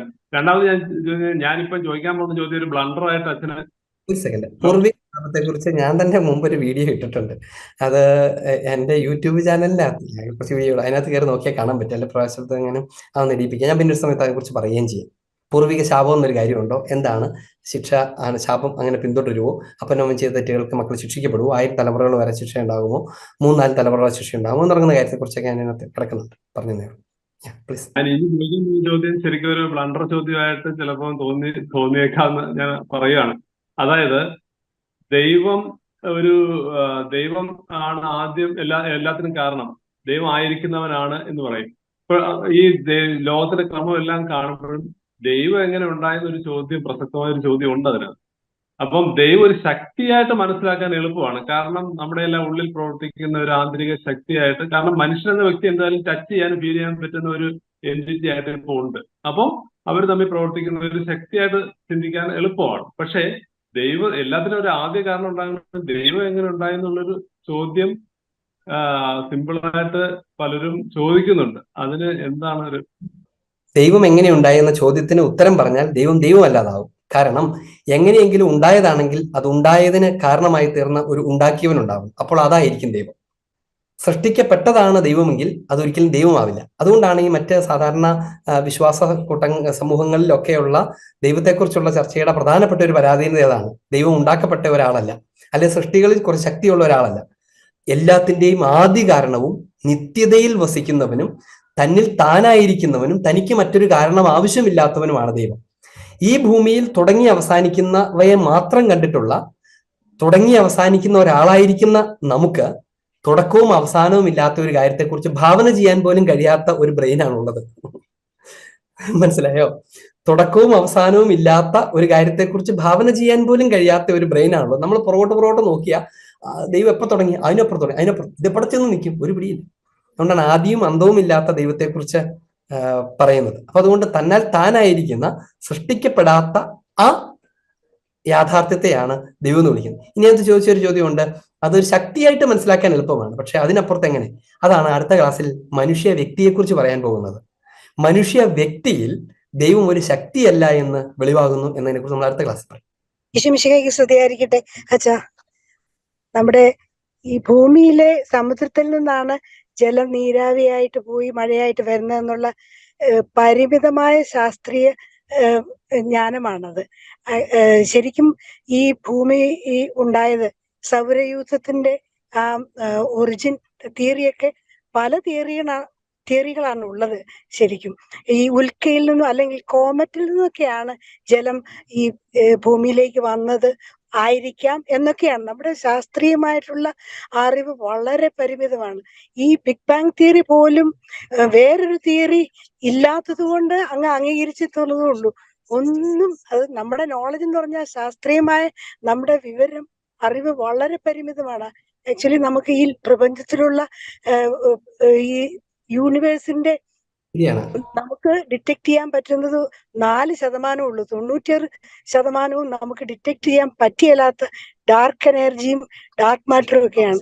അതൊന്നും മനസ്സിലാക്കാതെയാണ് നമ്മൾ ഈ നീരാവിയുടെ കാര്യം പറഞ്ഞ് ഈ ഉൽപ്പത്തി പുസ്തകത്തെയൊക്കെ വിമർശിക്കുന്നത്. അത് വളരെ ഒരു ബാലിശമായ നമ്മുടെ ആ ബുദ്ധിയുടെ കുറവിന്റെ അടിസ്ഥാനത്തിലാണെന്നുള്ളത് കാര്യങ്ങളൊക്കെ നമ്മൾ മറന്നുകൂടാ, അല്ലേ അച്ഛാ? തീർച്ചയായിട്ടും വളരെ പരിമിതമാണ്. ബൈബിളിലെ സൃഷ്ടിയെ കുറിച്ചൊക്കെ പറയണത് ഞാനിപ്പം കംപ്ലീറ്റ് ചെയ്യാത്ത എന്തുകൊണ്ടാന്ന് വെച്ച് കഴിഞ്ഞാൽ ഈ തിയറികളെ കുറിച്ച് പറയേണ്ടതുണ്ട്. അതായത് ഇവയ്ക്ക് എന്തുമാത്രം യാഥാർത്ഥ്യമുണ്ട്. ഈ പലപ്പോഴും നമ്മുടെ കുട്ടികളൊക്കെ ഒത്തിരി ബാധിക്കുന്ന ഒരു വിഷയമാണ്. നമ്മൾ അതിനെക്കുറിച്ച് പിന്നീട് പറയണം. അതായത് ഈ ഇത്തരം തിയറികൾ, ആ തിയറികളെ മനുഷ്യർ പലരും അതാണ് അബ്സല്യൂട്ട് ട്രൂത്ത് എന്നൊക്കെ വിചാരിച്ചിരിക്കുകയാണ്. അത് തിയറി മാത്രമാണ്, സങ്കല്പങ്ങളാണ്, ചില ഊഹാപോഹങ്ങളാണ്. അവയുടെ ലിമിറ്റേഷൻസ് എന്തൊക്കെയാണ്?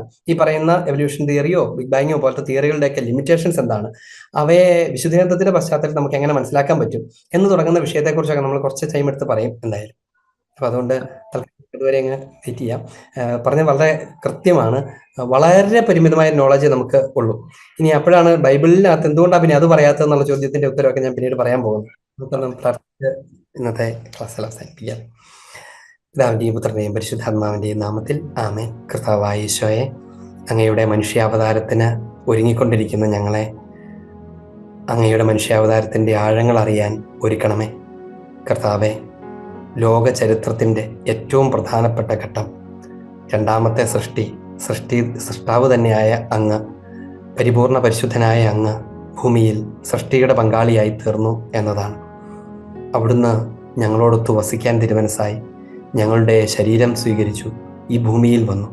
കാരണം ഞങ്ങളിന്ന് ആരംഭത്തിൽ വായിച്ചതുപോലെ എല്ലാം നന്നായിരിക്കുന്നുവെന്ന് അവിടുന്ന് കണ്ടു. ഈ പ്രപഞ്ചവും മനുഷ്യ അസ്തിത്വവും നല്ലതാണ് എന്നവിടുന്ന് കണ്ടു. അവ അമൂല്യമാണ് എന്ന് അങ്ങേക്കറിയാം. കാരണം അത് അങ്ങയുടേത് തന്നെയാണ്. അതുകൊണ്ടാണ് അങ്ങ് അങ്ങയുടെ സൃഷ്ടിയിലേക്ക് കടന്നു വരാനും അതിനോട് അനുരൂപപ്പെടാനും തിരുമനസ്സായത്.